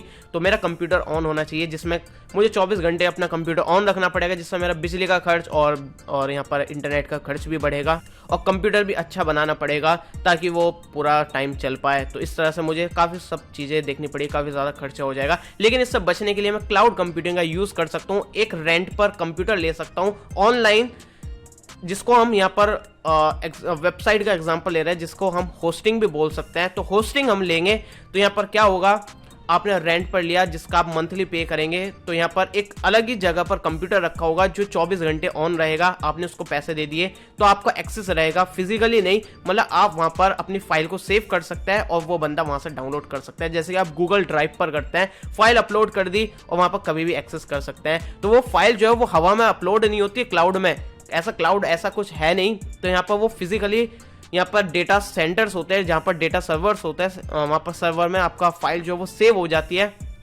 जब आपको ज़रूरत पड़ती है वो वहाँ से आप एक्सेस कर पाते हो। तो इस तरह से मैंने होस्टिंग ले ली और वहाँ पर जिस कंपनी की होस्टिंग ली वहाँ पर मैंने अपने नोट्स अपलोड कर दिए। अब जब आपको ज़रूरत पड़ेगी, आप रात के 12 बजे करो, रात के 3 बजे करो, जब डाउनलोड करना है तब आप कर सकते हो। वो वहाँ पर 24 घंटे वहाँ पर मेरा कंप्यूटर या फिर सर्वर ऑन रहेगा, उनके सर्वर से आप वहाँ पर डाउनलोड कर सकते हो। तो ये क्लाउड कंप्यूटिंग का मैंने यहाँ पर वेब होस्टिंग या फिर वेबसाइट को होस्ट करने का एक एग्जाम्पल बता दिया। इसके हम काफ़ी सारे और भी चीज़ों में यूज़ कर सकते हैं। वो आप डिटेल में जानना चाहते हो अपने लिए, तो आप वो वाली इसके यूनिट 2 देख लेना, वहाँ पर जाकर आपको पता चल जाएगा। तो अब इसके डेफिनेशन देखेंगे तो ये ऑन डिमांड अवेलेबिलिटी होती है कंप्यूटर सिस्टम के रिसोर्सेज की, स्पेशली डेटा को स्टोर करने के लिए या फिर कंप्यूटिंग की पावर यूज़ करने के लिए। कंप्यूटिंग की पावर के बारे में ज़्यादा जानना है तो इसकी जो मैंने बताया यूनिट वाली, मैं बार बार इस चीज़ को रिपीट कर रहा हूँ, सॉरी। तो यहाँ पर आप देख सकते हो, तो यहाँ पर ठीक है, इसके डेफिनेशन वगैरह मैंने सब कुछ बता दिया। अब आपको भाई एग्जाम में लिख रहे हो और आपको यहाँ पर याद नहीं आ रहा और क्या लिखे, तो यहाँ पर इसके टाइप्स वगैरह भी लिख देना। Public cloud, private, hybrid cloud. Public cloud में क्या होगा, जैसे कि मैंने एग्जांपल बताया, हम एक रेंट पर सर्वर लेंगे, वो यहाँ पर हमारा पब्लिक क्लाउड हो गया। और प्राइवेट क्लाउड वो हो गया कि हम अपने खुद के कंप्यूटर सिस्टम को होस्ट करें, जैसे कि शुरू में बताया था ना 24 घंटे मुझे अपना कंप्यूटर ऑन रखना पड़ेगा। तो यहाँ पर प्राइवेट वाला भी कर सकता हूँ, ये ज़्यादा सेफ रहेगा। अगर कोई हैक करेगा इजीली हैक नहीं होगा और मेरे पास ही सेव रहेगा, तो ये काफ़ी सेफ रहता है। हाइब्रिड सिस्टम भी कर सकता हूँ कि भाई आप मेरी वेबसाइट है, उसमें अगर आप लॉगिन वगैरह करते हो तो यूज़र नेम पासवर्ड मेरे कंप्यूटर में सेव होगा और जो नोट्स वगैरह है वो मैंने रेंट पे जो ले रखा है, अपना क्लाउड कंप्यूटिंग सर्वर जो ले रखा है रेंट पर, वहाँ पर स्टोर हो जाएगा। तो ये काफ़ी सिस्टम सही रहेगा। कम्युनिटी वाला भी रहता है यहाँ पर, अगर कंपनी के सेम गोल है तो वो अपने क्लाउड को जो वो शेयर कर सकते हैं। तो ये मैंने एक्स्ट्रा लिख रखा है, अगर आपको ज़्यादा लिखना है तो आप ये लिख सकते हो, क्योंकि ऐसा नहीं आएगा कि भाई क्लाउड कंप्यूटिंग के लिए लिखो, क्लाउड कंप्यूटिंग क्या है, उसके टाइप्स क्या है ये लिखो, ये नहीं आएगा। ये सिर्फ मैंने अगर क्वेश्चन आएगा वो यही आएगा कि इमर्जिंग टेक्नोलॉजीज क्या क्या है उसके बारे में लिखो। तो आप सभी के बारे में छोटा छोटा करके लिख देना, जो भी आपके दिमाग में आता है, जो भी आपको याद रहता है। तो यहाँ पर ऐसा नहीं है कि क्लाउड कंप्यूटिंग का ही क्वेश्चन आएगा, तो अगर बाई चांस आ गया तो 2 नंबर में आ गया तो आप वो चीज़ लिख सकते हो, तो इसलिए ऐसा सिस्टम नहीं है। अब ब्लॉकचेन आपको पता होगा, आप देखते आ रहे होंगे क्या है ब्लॉकचेन। तो यहाँ पर इसको भी एग्जाम्पल के साथ शुरू करते हैं। फेसबुक का एग्जाम्पल लेता है। मान लो आपने फेसबुक पर किसी से चैट करी और यहाँ पर आपकी पर्सनल चैट है, तो यहाँ पर हो सकता है कि कोई बंदा आए और यहाँ पर फेसबुक के सर्वर को हैक कर ले जहाँ पर आपकी चैट वगैरह स्टोर है। फेसबुक के पास उनके फेसबुक के डेटा सेंटर जो है, बड़े बड़े कंप्यूटर्स जो है, उनके स्टोरेज डिवाइस को हैक कर ले और वहाँ से आपकी चैट जो है वो पढ़ ले और उसको चेंज कर दे। या फिर आप मान लो कि यहाँ पर चैट नहीं, यहाँ पर आपकी प्रोफाइल लेते हैं। आपकी प्रोफाइल फेसबुक का सर्वर हैक करा और वहाँ पर आपकी प्रोफाइल की जो इन्फॉर्मेशन थी, आपकी कॉन्टैक्ट नंबर, आपकी पर्सनल डिटेल्स वगैरह, उसको चेंज कर दी उसने। तो ये काफ़ी बड़ा इशू हो सकता है। लेकिन अगर ऐसा हो कि जितने भी फेसबुक यूज़र हो उनके कंप्यूटर में भी आपकी डेटा सेव हो, आपकी इन्फॉर्मेशन सेव हो, मतलब फेसबुक पर जो भी शो होगा आपकी इन्फॉर्मेशन अबाउट अस की, अबाउट वाली मतलब आपके अबाउट या फिर आपके क्या बोल रहा हूँ मैं, बायो वगैरह जो भी है, वो सभी आपका वही शो होगा जो उन सभी लोगों के कंप्यूटर में सेव होगा। तो यहाँ पर हम क्या कर रहे हैं, पहले जो सिस्टम हो रहा था जहाँ पर हैक होने की संभावना थी वो ये थी कि फेसबुक का यहाँ पर सर्वर था जहाँ पर आपकी पर्सनल डिटेल्स सेव थी और उसने जाकर हैक करके चेंज कर दिया। लेकिन अब हम क्या कर रहे हैं कि जितने भी फेसबुक के यूज़र है, जो भी यूज़ करे, आपके दोस्त, भाई, पड़ोसी, बहन, भाई जो भी है, तो सभी के कंप्यूटर में वो चीज़ें स्टोर होगी। अब बंदा आएगा तो वो एक बंदे को हैक कर लेगा, उसके कंप्यूटर से चीज़ें चेंज कर दी। भाई सभी फेसबुक यूज़र के पास उनके कंप्यूटर में सेव है, तो सभी के डिवाइसेस को हैक करना, सभी के डिवाइसेस में चीज़ें को चेंज करना, आपकी इन्फॉर्मेशन को चेंज करना काफ़ी मुश्किल काम हो जाएगा। तो ये चीज़ें जो है वो काफ़ी इंप्रूव हो सकती है और इसी टेक्नोलॉजी का नाम दिया है ब्लॉकचेन। तो ब्लॉकचेन के शब्दों को देख लेता है। इसके ब्लॉक का मतलब आप समझ सकते हो डेटा, और चेन मतलब आप समझ सकते हो, चेन भी बताऊंगा कि क्या होता है। तो ब्लॉक की एक चेन है पूरी जो कि यहाँ पर आपके डेटा को स्टोर करके रखती है। ब्लॉकचेन की डेफिनेशन देखते हैं, आपको आसानी से समझ में आ जाएगा। ब्लॉकचेन आपकी peer to peer distributed ledger technology है। मतलब पीयर टू पीयर मतलब वही आपके डेटा की जो चेन है वो है, मतलब आपके भाई पड़ोसी, भाई बंधु, जो भी आस पड़ोसी, सभी के पास डेटा है और आपस में कनेक्टेड है। पीयर टू पीयर हो गया, डिस्ट्रीब्यूटेड हो गया, सभी के पास डेटा बटा हुआ है, एक जगह एक सेंटर पर यहाँ पर सेव नहीं है। ये एक इम्यूटेबल है, मतलब इसको कोई चेंज नहीं कर सकता। इसमें जो डेटा स्टोर है डिसेंट्रलाइज्ड है, मतलब यहाँ पर चीज़ें जो वो एक ही सेंटर पर स्टोर नहीं है, सभी के पास स्टोर्ड है। इनक्रिप्टेड है, मतलब यहाँ पर सिक्योर्ड है, डेटा डायरेक्टली सिंपल फॉर्म में सेव नहीं है, उसको इनक्रिप्टेड फॉर्म में रखा हुआ गया है, उसको एक्सेस करने के लिए डिक्रिप्ट करना पड़ेगा। डिस्ट्रीब्यूटेड है, जो कि मैंने बता दिया सब में बटा हुआ है। तो अब भाई आपको सब कुछ समझ में आ गया होगा। यहाँ पर क्रिप्टो करेंसी काफ़ी बड़ा एग्जाम्पल है, जो कि बिटकॉइन जो है क्रिप्टो करेंसी का एक बड़ा एग्जाम्पल है, जो कि आपको पता होगा। नहीं पता तो जाकर देख लेना। बिटकॉइन की यहाँ पर मैंने काफ़ी डिटेल में के वर्ड पर वीडियो डाल रखे हैं, वो जाकर देख लेना। इसकी मैं लिंक डिस्क्रिप्शन में आपको प्रोवाइड कर दूंगा। स्मार्ट कॉन्ट्रैक्ट है, ऑनलाइन वोटिंग भी हम इससे कर सकते हैं, क्योंकि डेटा इसमें कोई चेंज नहीं कर सकता, हैकिंग वगैरह का इशू है नहीं, तो ऑनलाइन घर पे भी बैठ के लोग वोटिंग कर सकते हैं। अब देखते हैं 3D प्रिंटिंग। तो बेसिकली यहाँ पर अगर आपको कोई प्रोडक्ट बनाना है या फिर प्रोडक्ट कोई भी बनता है, कोई ऑब्जेक्ट बनता है, तो उसको कैसे बनता है, मतलब मान लो क्या एग्जाम्पल बताऊँ, रुको देखता हूँ। तो मान लो ये मेरे पास हेडफोन है एक, तो इस हेडफोन को बनाने के लिए हमारे पास प्लास्टिक का एक पीस होगा, उसको हम कट करेंगे, कट करके यहाँ पर फालतू का मटेरियल निकालेंगे और इसको शेप देकर बना लेंगे। तो यहाँ पर काफ़ी सारा हमारा प्लास्टिक वेस्ट हो रहा है, काफ़ी सारा प्रोडक्ट हमारा वेस्ट निकल कर आ रहा है। लेकिन 3D प्रिंटिंग में हम क्या करेंगे, ये हमारी जो पहली जो मैंने प्रोसेस बताई थी वो थी हमारी सब्ट्रैक्टिव वाली प्रोसेस। मतलब यहाँ पर हम चीज़ों को जो है सब्ट्रैक्ट कर रहे हैं, निकाल रहा है, उसमें से निकाल रहा है कटिंग वगैरह करके।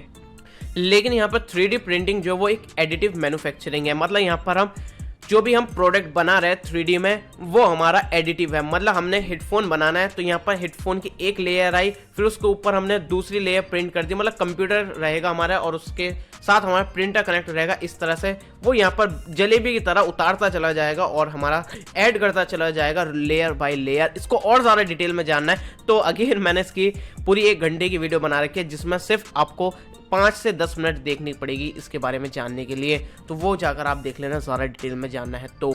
बाकी जो सेकंड सेमेस्टर में एआई को पढ़ रहा है उनको इसके बारे में पता होगा। डेफिनेशन मैंने पुराने वही नोट्स वाली इसमें लिख रखी है।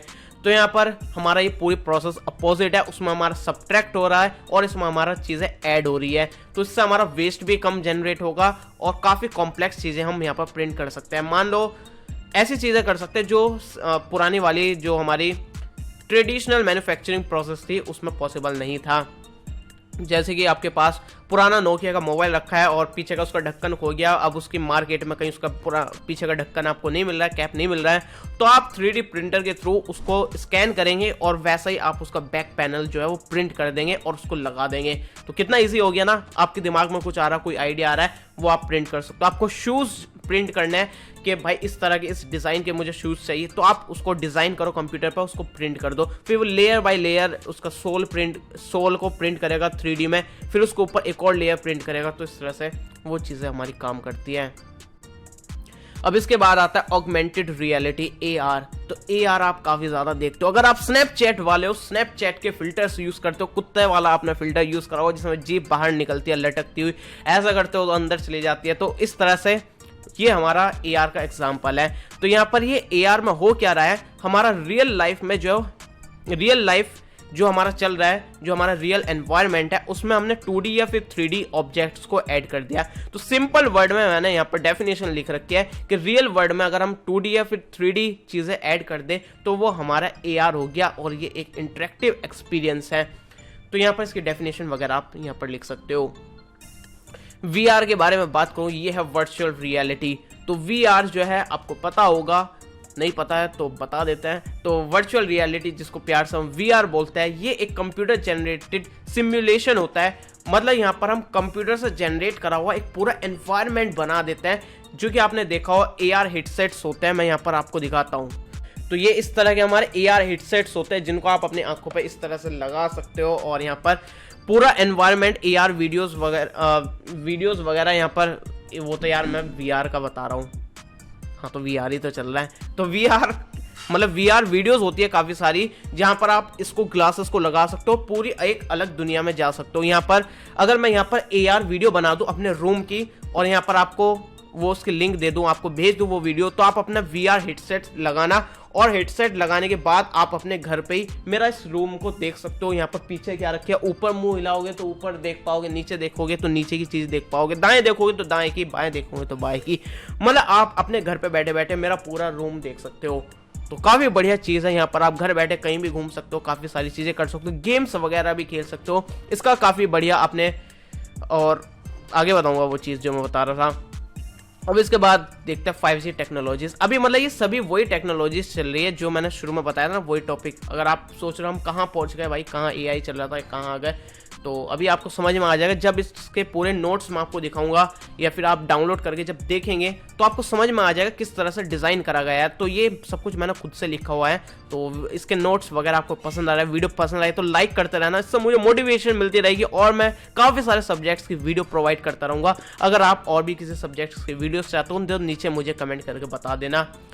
5G टेक्नोलॉजी, तो इसके बारे में बात करते हैं। 5G के बारे में आप लिख सकते हो, काफ़ी कुछ लिख सकते हो, और ज़्यादा डिटेल में लिखना है तो इसके आप इसको बता सकते हो कि ये 5G है हमारा। जो यहाँ पर काफ़ी शॉर्ट में मैंने लिख रखा है, इसके जो वही बात है, यहाँ पर सब कुछ मैंने वही इमर्जिंग टेक्नोलॉजी वाली चीज़ें यहाँ पर चिपका रखे हैं। तो यहाँ पर उसमें ज़्यादा डिटेल में वीडियो और नोट्स में आपको पता चल जाएगा, लेकिन यहाँ पर काफ़ी मैंने कंप्रेस करके चीज़ें दे रखी हैं। तो यहाँ पर लिखने को आपको मिलता है तो आप काफ़ी डिटेल में लिख सकते हो। उसके 3 बैंड्स के बारे में बता सकते हो कि 5G 3 बैंड्स पर काम करता है। लो बैंड स्पेक्ट्रम पर काम करता है, जैसे कि आपको यहाँ पर पता होगा वाईफाई आपने देखा होगा, हमारा डुअल बैंड वाईफाई वगैरह देखने को मिलता है, जिसमें हमारा 2.4 गीगाहर्ट्ज़ का हमें एक बैंड देखने को मिलता है, एक 5 गीगाहर्ट्ज़ का बैंड देखने को मिलता है। अब जितना कम फ्रीक्वेंसी का हमारा होता है, जैसे कि 2.4 गीगाहर्ट्ज़ कम फ्रीक्वेंसी का हमारा बैंड है, तो यहाँ पर हमारी रेंज जो है वो ज़्यादा बढ़ जाती है, काफ़ी दूर तक हमें उसकी सिग्नल्स देखने को मिलते हैं, लेकिन स्पीड जो है वो कम हो जाती है। अगर हम इसके स्पेक्ट्रम को बढ़ा दें, इसकी फ्रीक्वेंसी को बढ़ा दें, 5 गीगाहर्ट्ज़ पर यूज़ करें तो हमारी स्पीड काफ़ी बढ़ जाती है, लेकिन रेंज जो है वो कम हो जाती है, सिग्नल की स्ट्रेंथ जो है वो कम हो जाती है। तो उसी के बेस पर यहाँ पर क्लासीफाई करा गया 3 बैंड में, जैसे कि लो बैंड स्पेक्ट्रम देखने को मिलता है। यहाँ पर इसकी फ्रीक्वेंसी जो है वो कम रहती है, तो यहाँ पर हमारी स्पीड जो है वो हमें कम देखने को मिलता है। 100 Mbps तक की मैक्सिमम स्पीड जा सकती है और कवरेज जो है वो काफ़ी ज़्यादा देखने को मिलता है, काफ़ी दूर तक सिग्नल देखने को मिलते हैं। और यहाँ पर ये पेनिट्रेट जो है वो भी कर पाती है, मतलब यहाँ पर बीच में कोई ऑब्स्टेकल्स वगैरह आते हैं, दीवार वगैरह आती है, तो उसमें इजीली पास हो जाते हैं सिग्नल। और मिड बैंड स्पेक्ट्रम जो है वो बीच का है। यहाँ पर स्पीड जो है वो थोड़ी सी ज़्यादा देखने को मिलती है, लेकिन अगेन इसमें जो है हमें कवरेज जो है वो थोड़ी कम देखने को मिलती है। और ये भी जो है वो पेनिट्रेट नहीं कर पाता, मतलब बीच में दीवार वगैरह बिल्डिंग्स वगैरह ज़्यादा आ गई तो सिग्नल स्ट्रेंथ हमारी कम हो जाती है। और मैक्सिमम स्पीड जो जा सकती है इसकी वो 1 Gbps तक जा सकती है। हाई बैंड स्पेक्ट्रम के बारे में बात करूं तो इसमें स्पेक्ट्रम जो है ये वाला, इसमें आपको 20 Gbps तक की स्पीड देखने को मिल सकती है। और यहाँ पर सिग्नल मतलब इसमें पेनिट्रेशन वगैरह दीवार से नहीं कर पाता बिल्डिंग वगैरह में, और इसकी रेंज जो है वो भी काफ़ी कम हो जाती है, कवरेज हमें कम देखने को मिलती है। अब बात करते हैं BCI ब्रेन कंप्यूटर इंटरफेस। तो BCI जो है वो काफ़ी बढ़िया चीज़ है, मतलब दिमाग में जो आपके चल रहा है सिग्नल है उसको हम कैप्चर कर सकते हैं कंप्यूटर में। मतलब मान लो सोचो आपके दिमाग में जो यहाँ पर आपने सिंपली समझाने की कोशिश करता हूँ। यहाँ पर हमारे ब्रेन में जो भी सिग्नल चलते हैं, इलेक्ट्रिकल सिग्नल्स होते हैं, तो यहाँ पर हमारे जो लीक्स यहाँ पर थोड़े से सिग्नल जो वो लीक हो जाते हैं। तो इसके ना डिटेल में मैंने बता रखा है, या फिर वही बात बोल रहा हूँ, अभी लास्ट बार बोल रहा हूँ इसके बारे में, इसके बाद नहीं बोलूँगा। इसकी जो मैंने वीडियो डाल रखी है ना इमर्जिंग टेक्नोलॉजी वाली, उसमें ज़्यादा डिटेल में बता रखा है, यहाँ पर शॉर्ट में बताने की कोशिश करूँगा। तो यहाँ पर हम जो हमारे माइंड में इलेक्ट्रिकल सिग्नल्स होते हैं वो थोड़े से लीक हो जाते हैं, तो वो जो लीक सिग्नल है उसको हम कैप्चर कर सकते हैं बाहर से। यहाँ पर कुछ डिवाइसेस लगाएंगे और उसको सिग्नल को कैप्चर कर पाएंगे। अब इसके बाद हमारे जो दिमाग में चल रहा है, जो सोच रहा है, वो हम कंप्यूटर में उसको रख सकते हैं, उसको एनालिसिस कर सकते हैं, उसको ट्रांसलेट कर सकते हैं। अब हमारे दिमाग में क्या चल रहा है वो हमने कंप्यूटर में रिकॉर्ड कर लिया है, यहाँ पर रिकॉर्ड चल रहा है, और उस चीज़ को हम यूज़ कर सकते हैं कोई भी टास्क को परफॉर्म करने के लिए, कुछ भी एक्शन को कैरी आउट करने के लिए। अब मान लो मुझे भाई मैं आलसी हूँ तो मुझे कीबोर्ड पर टाइप करने की ज़रूरत नहीं पड़ेगी, मैंने BCI को यहाँ पर कनेक्ट कर दिया और मैंने सोचा कि भाई मुझे ये टाइप करना है, बस मुझे हाथ से टाइप करने की ज़रूरत नहीं, दिमाग में सोचना है कि मुझे ये टाइप करना है, और सिग्नल जाएंगे मेरे कंप्यूटर में, कंप्यूटर से जाएंगे कीबोर्ड में, और कीबोर्ड से ऑटोमेटिकली टाइप हो जाएगा। मतलब फिर तो कीबोर्ड की ज़रूरत नहीं पड़ेगी, मतलब ऑटोमेटिकली वो टाइप हो जाएगा। तो इस तरह की BCI का हम यूज़ कर सकते हैं। अब दिमाग में कुछ चल रहा है, किसी चीज़ को उठाना है, हमने मशीन बनाई तो हमने दिमाग में सोचा कि इस चीज़ को मुझे उठाना है, तो हम उस चीज़ को उठा सकते हैं। अब इससे काफ़ी सारे फायदे हो सकते हैं। अगर किसी का हाथ नहीं है तो हम आर्टिफिशियल हाथ लगा सकते हैं और उसको BCI के थ्रू दिमाग से कनेक्ट कर सकते हैं। दिमाग में हम सोचेंगे इसको हाथ को उठाना है तो हाथ को उठा सकते हैं। किसी को दिखाई नहीं देता हम उसको दिखा भी सकते हैं, किसी को सुनाई नहीं देता उसको सुना भी सकते हैं, जो बोल नहीं सकता उसको आवाज़ भी दे सकते हैं BCI के थ्रू। कैसे, वीडियो देख लेना जो मैंने आपको बताई थी। अब इसके ना BCI का काफ़ी बढ़िया एग्जाम्पल मैंने देखा था, ब्लैक मिरर एक वेब सीरीज़ है नेटफ्लिक्स की, 4-5 सीजन है, हर एपिसोड में अलग स्टोरी है, उसमें काफ़ी बढ़िया AR VR BCI वगैरह सब कुछ यहाँ पर दिखा रखा था। 18+ है, देख लेना अगर आप हो तो यहाँ पर अब बात करते हैं AI एंड इथिकल कंसर्न, मतलब AI के क्या क्या डेंजरस इफेक्ट या फिर हानिकारक कैसे हो सकती है, कैसे हम पे हावी हो सकती है, इस चीज़ के बारे में हम बात करते हैं। सबसे पहला और बड़ा है अनएम्प्लॉयमेंट। तो यहाँ पर काफ़ी ज़्यादा अनएम्प्लॉयमेंट बढ़ सकता है। जो काम इंसान करता है, जो मैन पावर वाला वर्क होता है, वो अब AI काम करने लगी है। कोई हम यहाँ पर मानते हैं कोई हमारी मैन्युफैक्चरिंग वाली यहाँ पर वो चल रहा है, तो कुछ भी मैन्युफैक्चर होना है तो यहाँ पर कोई चीज़ मैन्युफैक्चर हुआ उसको आगे जाकर पैक होना है, तो अब इंसान पैक नहीं करते, मशीनें ऑटोमेटिकली डिटेक्ट करती है कि हाँ भाई प्रोडक्ट आ गया, इसको पैक करो, फिर आगे वो प्रोसेस करेंगे, फिर वो चेकिंग करेंगे, पैकेजिंग वगैरह सब कुछ सही हो गई या फिर नहीं, फिर उसको बड़े पैक में उसको पैक करती है मशीनें, सब कुछ काम अपने आप करती है, मतलब इंसानों की वहाँ ज़रूरत नहीं है। तो यहाँ पर आगे चलकर अनएम्प्लॉयमेंट बढ़ सकता है उन लोगों के लिए जो मैन पावर का ज़्यादा काम होता है। तो आगे जाकर उन लोगों को प्रायोरिटी मिलेगी जो अपने मैन पावर की जगह अपने माइंड पावर का यूज़ करता है, जो कि आउट ऑफ द बॉक्स सोच सकता है, कुछ उनकी टेक्निकल स्किल्स हो सकती है जो एक मशीन नहीं कर सकती, जो एक AI नहीं कर सकती है। तो इस तरह से हमारी स्किल्स वगैरह या फिर ऐसी जो थिंकिंग पावर है उसी को ही एम्प्लॉयमेंट आगे जाकर मिल सकता है, और जो मैन पावर है जो बस पावर का यूज़ करके यहाँ पर यूज़ करता है, तो वो सब अब यहाँ पर चला जाएगा, वो सब अब मशीनें करेगी, AI वो काम परफॉर्म करेगी। अब बात करते हैं एआई इज इनपरफेक्ट, मतलब इसका मतलब ये है देखो एआई को हम बना खुद रहे हैं, हमने कोई मशीन बनाई, अब उसको बनाते टाइम हमने कोई एरर कर दिया उसकी प्रोग्रामिंग में, कुछ उसको बनाते टाइम हमने कुछ उसको गलत चीज़ कर दी, मतलब जैसा एआई आप बनाना चाहोगे तो उस टाइम हमने कुछ गलती वगैरह कर दी तो वो हमारे लिए हार्मफुल हो सकता है। अब जैसा आपने रोबोट में देखा होगा, उससे बोलोगे कि गन उठाओ तो वो उठाएगा गन और आपके सिर पर लगा देगा और काम ख़त्म कर देगा। तो मतलब इस तरह से भी चीज़ हो सकती है, अगर एआई आपका गलत बन गया, गलती से आपको कोई एरर हो गया और उसका अंदर से मामला हिल गया तो वो हार्मफुल भी हमारे लिए हो सकता है। अब बात करते हैं बाइसनेस की, तो यहाँ पर हमारा एआई जो है वो बाइस हो सकता है, मतलब अनफेयर हो सकता है, मतलब मैं क्या मतलब बोल रहा हूँ। अब जैसे कि पता है हम ह्यूमंस जो है वो काफ़ी बायस हो जाते हैं काफ़ी सारी चीज़ों से रिलेटेड, जैसे कि रिलीजन हुआ, जेंडर हुआ, नेशनलिटी हुआ, कि भाई ये इस नेशन का है हम इसको प्रायोरिटी नहीं देंगे, इसको करेंगे। तो इस तरह से एआई भी हो सकता है, क्योंकि एआई को हम बना रहे हैं, जैसी हमारी सोच है उसी सोच के हिसाब से हम उस मशीन को बना रहे हैं, और कहीं ना कहीं वो इनडायरेक्टली वो सोच हमारी एआई में भी चली जाती है। अभी एक एआई में इसके मतलब मैं पढ़ता रहता हूँ, देखता रहता हूँ उन चीज़ों के बारे में, तो एक एआई ऐसा बना दिया था, अब किसी ने बनाया होगा, जैसी उसकी सोच थी वैसी वो एआई बन गया। अब वो एक चैट बोट था आई थिंक, तो वो चैट बोट क्या करता था, लड़कियों को ज़्यादा प्रायोरिटी देता था। अगर कोई लिस्ट में काफ़ी सारे लोग हैं चैट बोट से, मतलब कुछ प्रॉब्लम है, कुछ बात करनी है, तो वो लड़कियों को प्रायोरिटी देता था, या फिर इस तरह की और भी काफ़ी सारे एग्जाम्पल्स हो सकते हैं। तो इस तरह की बायसनेस भी हमारी एआई में आ सकती है।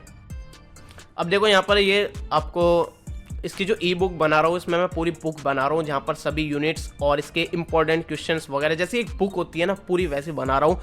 आप कुछ सजेशंस देना चाहते हो कि उसमें मुझे क्या क्या ऐड करना चाहिए, तो मुझे नीचे कमेंट करके बता देना, उस चीज़ को मैं इसमें इंप्लीमेंट करके काफ़ी बढ़िया तरीके से काफ़ी कमाल की ई बुक दूंगा। और ये पूरी ई बुक और ये नोट्स जो है वो एक स्टूडेंट फ्रेंडली है, जैसे कि स्टूडेंट को चाहिए उस तरह से मैं ध्यान में रखते हुए इन नोट्स को बना रहा हूँ। तो काफ़ी बढ़िया तरीके से बना रहा हूँ। सजेशंस अगर आपको कुछ देना है तो नीचे कमेंट करके बता सकते हो। और अगर आपको लगता है कि बाकी कुछ सब्जेक्ट्स वगैरह या फिर कुछ रेफरेंस वगैरह मुझे देना चाहते हो तो आप मुझे नोट्स वगैरह भी सेंड कर सकते हो, और इसका ईमेल मेरा आपको डिस्क्रिप्शन में मिल जाएगा, वहाँ पर आप सेंड कर सकते हो। या फिर किसी और सब्जेक्ट के बारे में आप चाहते हो कि इस चीज़ के बारे में पढ़ा दो वगैरह, ये सब आप मुझे सेंड कर सकते हो। वीडियो पसंद आ रही तो लाइक भी कर देना। अब बात करते हैं आर्टिफिशियल स्टूपिडिटी। तो यहाँ पर हमारा आर्टिफिशियल इंटेलिजेंस को हम बेवकूफ़ भी बना सकते हैं, मतलब अलग ही हिसाब हो सकता है। हम एआई है, मान लो आपके घर में एलेक्सा वगैरह इस तरह के स्मार्ट डिवाइसेस, स्मार्ट स्पीकर्स वगैरह लग रहे हैं, आप जो है एक अलग से मशीन लगा दो या फिर एक दूसरा असिस्टेंट लगा दो, गूगल असिस्टेंट, एक बार उन दोनों को स्टार्ट कर दो, वो आपका एलेक्सा सोचेगा कि भाई कुछ बोलेगा, उसको आपका जो गूगल असिस्टेंट है उसको बोल दो कि मेरा नाम गूगल असिस्टेंट है, तो वो गूगल असिस्टेंट से कुछ बोलेगा, फिर गूगल असिस्टेंट सोचेगा कि भाई ये इंसान है मैं इससे बात कर रहा हूँ, फिर वो उससे बोलेगा, तो उसको बेवकूफ़ बना देंगे और वो आपस में बात करते रहेंगे और उनको लगेगा कि हम इंसान से बात कर रहे हैं, और इस तरह से बेवकूफ़ बना सकते हैं। एक बहुत ही वाहियात एग्जाम्पल दिया है। इसके अलावा और भी कुछ एग्जाम्पल हो सकते हैं जिससे हम एआई का बेवकूफ़ बना सकते हैं, क्योंकि वो एक इंसान नहीं है, इंसान इतनी जल्दी बेवकूफ़ नहीं बनता जितना हम एक बार मशीन को बना सकते हैं। अब इसी एग्जांपल से मुझे याद आया, अभी एक मैंने कहीं देखा था, पढ़ा था, तो यहाँ पर किसी कंपनी ने एक वो बनाया था चैट बोर्ड। तो एक चैट बोर्ड जो है वो दूसरे चैट बोर्ड से गलती से यहाँ पर कनेक्ट हो गया, वो एक चैट बोर्ड दूसरे चैट बोर्ड से बात करने लगा। अब चैट बोर्ड आपको नहीं पता, एक बार यहाँ पर थोड़ा बता देता हूँ। चैट बोर्ड जैसे कि आप किसी से चैट करते हो तो वो सामने आप किसी इंसान से बात करते हो, चैट करते हो, लेकिन अब एक चैट बोर्ड्स आपको देखने को मिलता है जो कि एआई चैट बोर्ड्स होते हैं, सामने इंसान नहीं होता, एआई आपसे बात कर रहा होता है।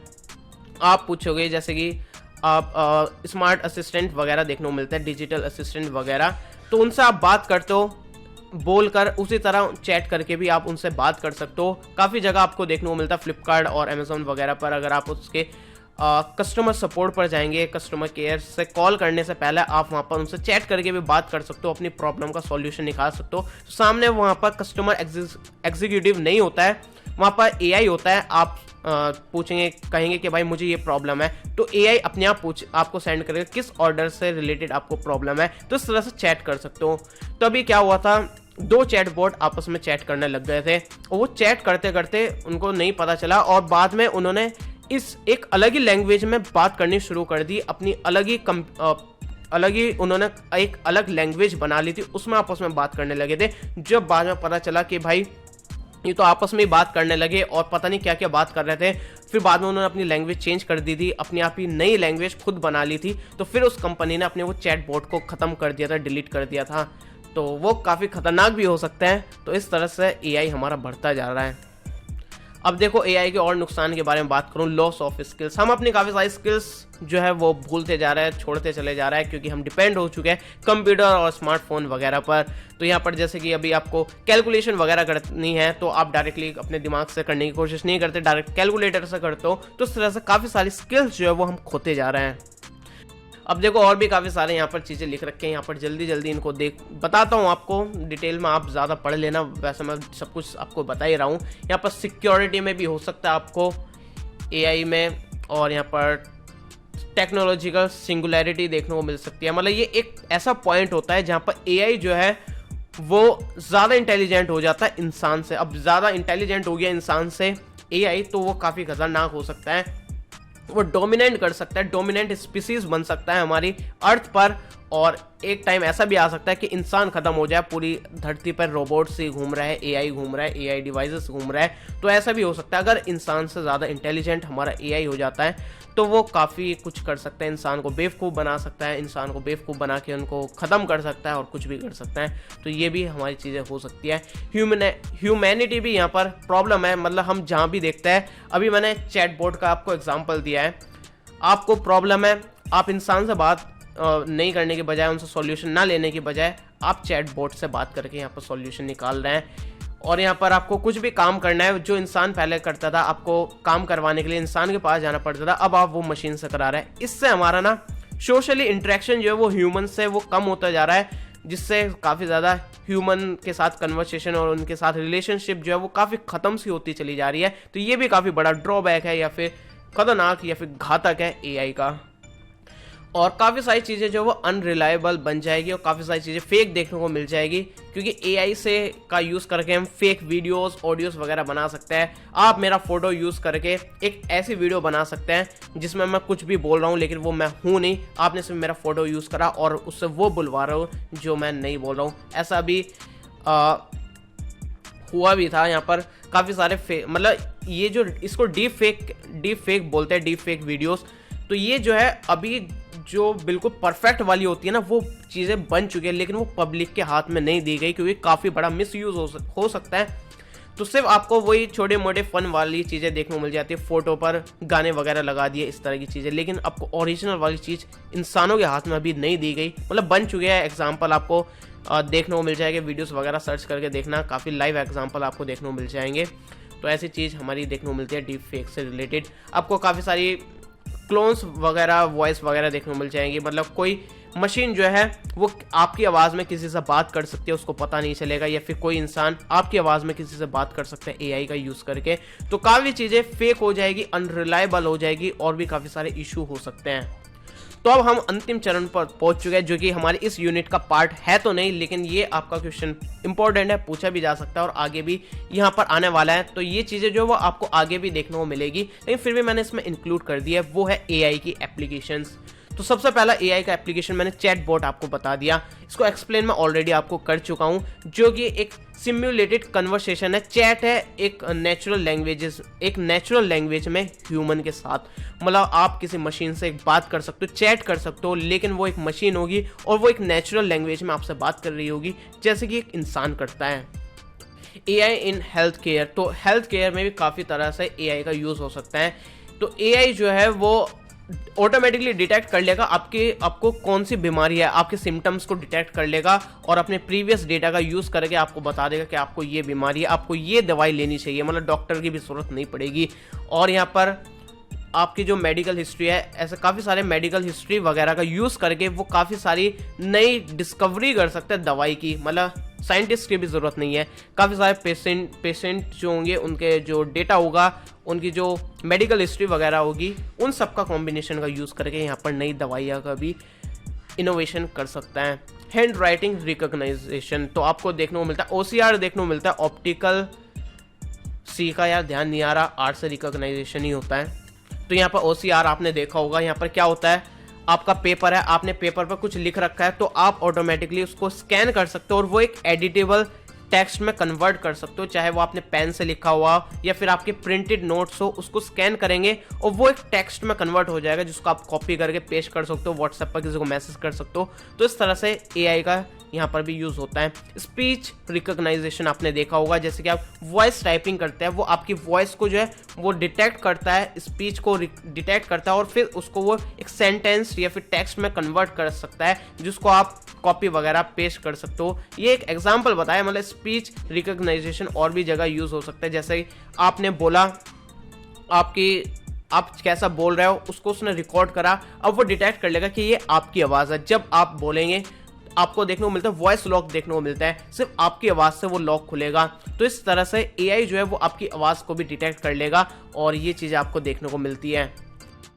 और ये चीज़ें आपको यहाँ पर डिफरेंट एक्सेंट में भी देखने को मिल जाएगी। आप अलग अलग स्लैंग्स में बोल रहे हो वो भी आपको देखने को मिल जाएगी। बैकग्राउंड नॉइज़ क्या है उसको पता चलेगा, आपकी आवाज़ कौन सी है वो उसको पता चल जाएगा। आपको बीमार हो रहा है, आपकी थोड़ी आवाज़ में थोड़ा चेंज आ रहा है, तो वो समझ जाएगा कि आप बीमार हो और आपकी आवाज़ है ये, तो भी वो डिटेक्ट कर लेगा। तो इस तरह का यहाँ पर चीज़ें देखने को मिलती है। और यहाँ पर अगली चीज़ जो है वो है नेचुरल लैंग्वेज प्रोसेसिंग। आप अपने कंप्यूटर से जो हम नेचुरल लैंग्वेज में बात कर सकते हो। कंप्यूटर से बात करने के लिए हमें मशीन लैंग्वेज की ज़रूरत पड़ती है। मशीन लैंग्वेज को हम डायरेक्टली यूज़ नहीं कर सकते, मतलब 0101 में हम बात नहीं कर सकते हैं। हम यहाँ पर फिर प्रोग्रामिंग लैंग्वेज का यूज़ करते हैं और इस तरह की काफ़ी सारी चीज़ें होती है। लेकिन हम कंप्यूटर से डायरेक्टली बात कर सकते हैं अपनी नेचुरल लैंग्वेज में। हम बोल सकते हैं और भाई क्या हाल चाल है, इस तरह से भी बात कर सकते हैं। कंप्यूटर में आपको देखने को मिलता होगा। कोर्टाना देखने को मिलता है हमारा माइक्रोसॉफ्ट विंडोज़ में, तो आप कोर्टाना से बात करके कुछ भी टास्क परफॉर्म कर सकते हैं। अपने स्मार्टफोन में असिस्टेंट से बात करके काम करवा सकते हो कि भाई ये काम कर दो, उसको कॉल लगा दो। तो नेचुरल लैंग्वेज में हम इंटरेक्ट कर सकते हैं अपनी मशीन से। एआई का जो है वो गेम में भी यूज़ हो सकता है। गेम में अलग अलग तरीके से यूज़ हो सकता है। एक तो एग्जांपल मैंने बताया था, चेस जो है वो हमारा एआई का एग्जांपल था, जो कि ऑटोमेटिकली हमारा खेल सकता है किसी के भी साथ चेस। पोकर हो गया, टिक टैक टॉय हो गया, वो 0x वाला जो गेम होता है टिक टैक टॉय। तो यहाँ पर आप सिंगल बंदे हो, कोई इंसान नहीं है, आप किस कंप्यूटर के साथ गेम खेल सकते हो जिसमें एक इंसान की ज़रूरत पड़ती है। वहाँ पर एक मशीन का यूज़ करके भी आप कोई गेम खेल सकते हो। और भी एआई का गेमिंग में काफ़ी तरीके से यूज़ हो सकता है। तो यहाँ पर मैंने एक एग्जांपल यहाँ पर दिखा रखा है, एआई इन रोबोट्स। रोबोट्स बेसिकली आपने जनरली देखा होगा, एक रिपीटेड टास्क परफॉर्म करने के लिए रोबोट्स होते हैं, उनको प्री प्रोग्राम करना पड़ता है कि ये आपको काम करना है, वो काम करना पड़ता है। लेकिन हम एक इंटेलिजेंट रोबोट भी बना सकते हैं, वो कोई भी काम, किसी भी तरह का काम अपने आप कर सकता है, अपने आप सोच सकता है। सिचुएशन उसके पास आएगी, वो सोचेगा, समझेगा, उसको एनालाइज करेगा कि मुझे कैसा यहाँ पर एक्शन लेना चाहिए, उसके बेस पर वो यहाँ पर काम कर सकता है। तो एआई का हम रोबोट में भी यूज़ कर सकते हैं। फाइनेंस में भी आप यूज़ कर सकते हैं। अगर आप शेयर मार्केटिंग वगैरह में इंटरेस्टेड हो या फिर आप यहाँ पर ट्रेडिंग वगैरह करते रहते हो, तो यहाँ पर काफ़ी सारे आपको एआई का यूज़ देखने को मिलेगा, जहाँ पर एआई ऑटोमेटिकली आपको डिटेक्ट करके बता देगा उसकी किसी भी शेयर के इसके कैसा लास्ट में इसका रहा था और कैसे आप इससे ज़्यादा बेनिफिट उठा सकते हो, और यहाँ पर ये आपको ज़्यादा आउटपुट दे सकता है। तो ये सभी चीज़ें आपको खुद से सोचनी नहीं पड़ेगी, एआई खुद से सोच के आपको बता देगा कि यहाँ पर ज़्यादा रिस्क नहीं है, कम रिस्क है। तो ये सब आपका एआई का यूज़ करके बताता है। यहाँ पर आपको फाइनेंस में चैटबॉट्स वगैरह भी देखने को मिल जाएंगे और ऑटोमेशन भी देखने को मिल जाएगा कि आपको इतने दिन बाद ऑटोमेटिकली इतना इन्वेस्ट करना है, या फिर ऑटोमेशन का भी यहाँ पर काफ़ी तगड़ा यूज़ हो सकता है। एआई का हम एग्रीकल्चर में भी यूज़ कर सकते हैं, जो कि मैंने आईओटी के एग्जांपल में बताया था। यहाँ पर काफ़ी सारी चीज़ें देखने को मिलते हैं, लेबर वगैरह देखने को मिलते हैं, उनको भी रिड्यूस करा जा सकता है यहाँ पर एआई का यूज़ करके एग्रीकल्चर में, अगर उसको डिजिटल बना दिया जाए तो ये एआई का हम रोबोट्स का यूज़ कर सकते हैं एग्रीकल्चर में। और यहाँ पर क्रॉप मॉनिटरिंग कर सकते हैं, किस तरह से मॉनिटर, मतलब क्रॉप हमारी ग्रो हो रही है, और भी काफ़ी सारी चीज़ें हैं। एआई का हम एजुकेशन में भी यूज़ कर सकते हैं। यहाँ पर जैसे कि आप कर सकते हो कि टीचर का टाइम बच सकता है, तो एजुकेशन में काफ़ी तरीके से यूज़ हो सकता है। मैं कुछ एग्जांपल आपको बताने की कोशिश करूँगा। जैसे कि टीचर अपना काफ़ी टाइम बचा सकता है, उसने एग्ज़ाम लिया, एग्ज़ाम कराया और यहाँ पर इतने सारे पेपर आ गए एग्ज़ाम के, उसने बस एक स्कैनर है उसके ऊपर रख दिया, उसने ऑटोमेटिकली यहाँ पर सब कुछ स्कैन कर लिया, सभी पेपर्स वगैरह आपके, और ऑटोमेटिकली उसने चेक करना शुरू कर दिया, ऑटोमेटिक उसने नंबर देने शुरू कर दिया और पूरी आपकी ग्रेड बनाकर दे दी कि इस बंदे के इतने नंबर है।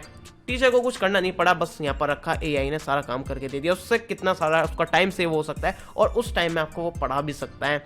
और यहाँ पे एआई का चैट बोर्ड का भी यूज़ कर सकते हैं। आपको कोई प्रॉब्लम है, कोई किसी प्रॉब्लम में आपको प्रॉब्लम हो रही है, तो आप डायरेक्टली टीचर को बोलेंगे तो उसका टीचर अपना दिमाग यूज़ ना करके अपने चैट बोर्ड से बात कराएगा, अपने असिस्टेंट जो कि डिजिटल असिस्टेंट होगा। आप कहोगे मुझे इस चीज़ में प्रॉब्लम हो रही है, ये सॉल्व कैसे होगी, तो वो चैट बोर्ड देखेगा, बताएगा ठीक है भाई साहब हम आपको बताते हैं किस तरह से करना है, और वो आपको सॉल्व करके दे देगा काफ़ी आसान तरीके से। और एआई का फ्यूचर में एक पर्सनल ट्यूटर की तरह भी यूज़ कर सकता है स्टूडेंट, जो कि कहीं से भी कभी भी यूज़ कर सकता है, मतलब एआई टीचर हो सकता है फ्यूचर में। तो ये भी चीज़ें आपको देखने को मिलती है। डेटा सिक्योरिटी में यूज़ कर सकते हैं एआई का, यहाँ पर आप इसकी डेफिनेशन देख सकते हो। एग्जांपल मैं आपको बता देता हूँ जो कि इसमें नहीं लिखा है। जैसे कि आप देखते हो कैप्चा वगैरह फिल करते हो, कैप्चा के बारे में आपको नहीं पता क्यों फिल करता है, क्या करता है, उसकी मैंने 3-4 साल पहले वीडियो बनाई थी, तो आपको वो भी डिस्क्रिप्शन में दे दूंगा, वो जाकर देख लेना। तो कैप्चा बेसिकली हम इसलिए यूज़ करते हैं जैसे कि किसी की वेबसाइट को डाउन कराना है, उसकी बंद करानी है, अगर उस पर ज़्यादा ट्रैफिक आ जाता है तो सर्वर पर लोड पड़ जाता है और वो वेबसाइट काम करनी बंद हो जाती है। अब देखो 1 सेकंड भी वेबसाइट काम करनी बंद हुई तो उसको काफ़ी करोड़ों का नुकसान हो सकता है। तो किसी का करोड़ों का नुकसान कराना, उसकी वेबसाइट को डाउन कर दो। उससे हम क्या कर सकते हैं, काफ़ी सारा ट्रैफिक भेज सकता है एआई के यूज़ करके। डीडोस अटैक बोलते हैं उसको। तो डीडोस अटैक हम लगा देंगे, उससे काफ़ी ज़्यादा अलग अलग प्रॉक्सी और आईपी का यूज़ करके यहाँ पर काफ़ी सारा ट्रैफिक आएगा, जिसकी वजह से वेबसाइट क्रैश हो जाएगी और नुकसान हो जाएगा। इस चीज़ को बचाने के लिए कैप्चा यूज़ कर लेते हैं, ताकि आपको पता है, अब वो पूछता है कि भाई ये जो लिखा है टेक्स्ट वो यहाँ पर लिखो, यहाँ पर गाड़ी कहाँ कहाँ है उसको सेलेक्ट करो। तो यहाँ पर ये एआई जो है वो अभी उस चीज़ को बाईपास नहीं कर पाती। अगर ज़्यादा ट्रैफिक एक ही आईपी से आ रहा है तो यहाँ पर बीच में वो कैप्चा पूछना शुरू कर देता है कि भाई कैप्चा फिल करो, हमें तुम पे शक हो रहा है। मतलब वो यही तो पूछता है कि यू आर ह्यूमन, वो वेरीफाई करता है कि आप इंसान हो या फिर नहीं। आई एम नॉट रोबोट, ये चीज़ लिखा आती है कैप्चा में, तो आप समझ गए होंगे वो क्यों लिखी आती है। तो वो उसको पास नहीं कर पाएगा जो टेस्ट होता है कैप्चा वाला, तो वो उसको बोल देगा निकल पहली फुर्सत में। अब आपको रिकैप्चा देखने को मिलता है जिसमें आपको कुछ नहीं करना पड़ता, सिर्फ टिक लगाना पड़ता है आई एम नॉट रोबोट, और ऑटोमेटिकली डिटेक्ट कर लेता है। वो बेसिकली एआई का यूज़ करता है। और इसी तरह कैप्चा का यहाँ पर उसमें भी होता है, जब आप पासवर्ड वगैरह डालते हो, यूज़र नेम पासवर्ड, तो यहाँ पर वो साथ में कैप्चा भी फिल कराता है। इसलिए कराता है अगर कोई डिक्शनरी अटैक या फिर यहाँ पर ब्रूट फोर्स अटैक वगैरह लगाने की कोशिश कर रहा है, मतलब यहाँ पर ऑटोमेटिकली वो अलग अलग पासवर्ड का जो है सीक्वेंस में डालकर देखेगा, डिफरेंट पासवर्ड। तो यहाँ पर मशीन ऑटोमेटिकली वो काम कर सकती है। उससे बचने के लिए यहाँ पर कैप्चा का यूज़ कर लेते हैं, ताकि मशीन कंफ्यूज हो जाए और वो कैप्चा को पास ना कर पाए और वो फेल हो जाए। तो यहाँ पर काफ़ी सारी मैंने चीज़ें आपको बता दी है। अब यहाँ पर आपको कुछ इंपॉर्टेंट क्वेश्चंस देखने को मिल रहे होंगे। तो ये डायरेक्ट क्वेश्चंस भी है और कुछ आपको अलग से भी देखने को मिल जाता है, जैसे कि highlight the importance of AI. तो ऐसा तो कुछ आपने पढ़ा नहीं, तो आप इसकी इंपॉर्टेंस एआई के लिख सकते हो जो भी आपने पढ़ा है। तो ये कुछ डायरेक्ट क्वेश्चंस भी हो सकता है, ये कुछ इंपॉर्टेंट है, इनको मैं अपडेट भी करता रहूँगा, कुछ ऐड भी करता रहूँगा। जो आप इसकी ई बुक को डाउनलोड करेंगे उसमें आपको ये सभी चीज़ें देखने को मिल जाएगी। तो ई बुक के बारे में सजेस्ट कर देना और क्या क्या चीज़ ऐड करनी चाहिए मुझे। तो अभी इसकी यूनिट 2 भी आने वाली है काफ़ी जल्दी आपको, तो सब्सक्राइब करके रख लेना। और भी काफ़ी सारे स्टडी मटेरियल मैं यहाँ पर प्रोवाइड करता रहूँगा टाइम टू टाइम। तो ये वाला यार पसंद आया आपको, वीडियो में मज़ा आया तो यार लाइक कर देना, नीचे कमेंट करके बता देना कि नेक्स्ट हमारी जो इसकी यूनिट है उसमें और क्या चीज़ ऐड करनी चाहिए, इसको और कैसे बेटर बना सकते हैं, सजेशन नीचे मुझे बता देना। तो चलता है इस यूनिट को ख़त्म करता है। काफ़ी देर होगी, मेरा गला दुख रहा है यार, अब मतलब जाना पड़ेगा ना, समझो।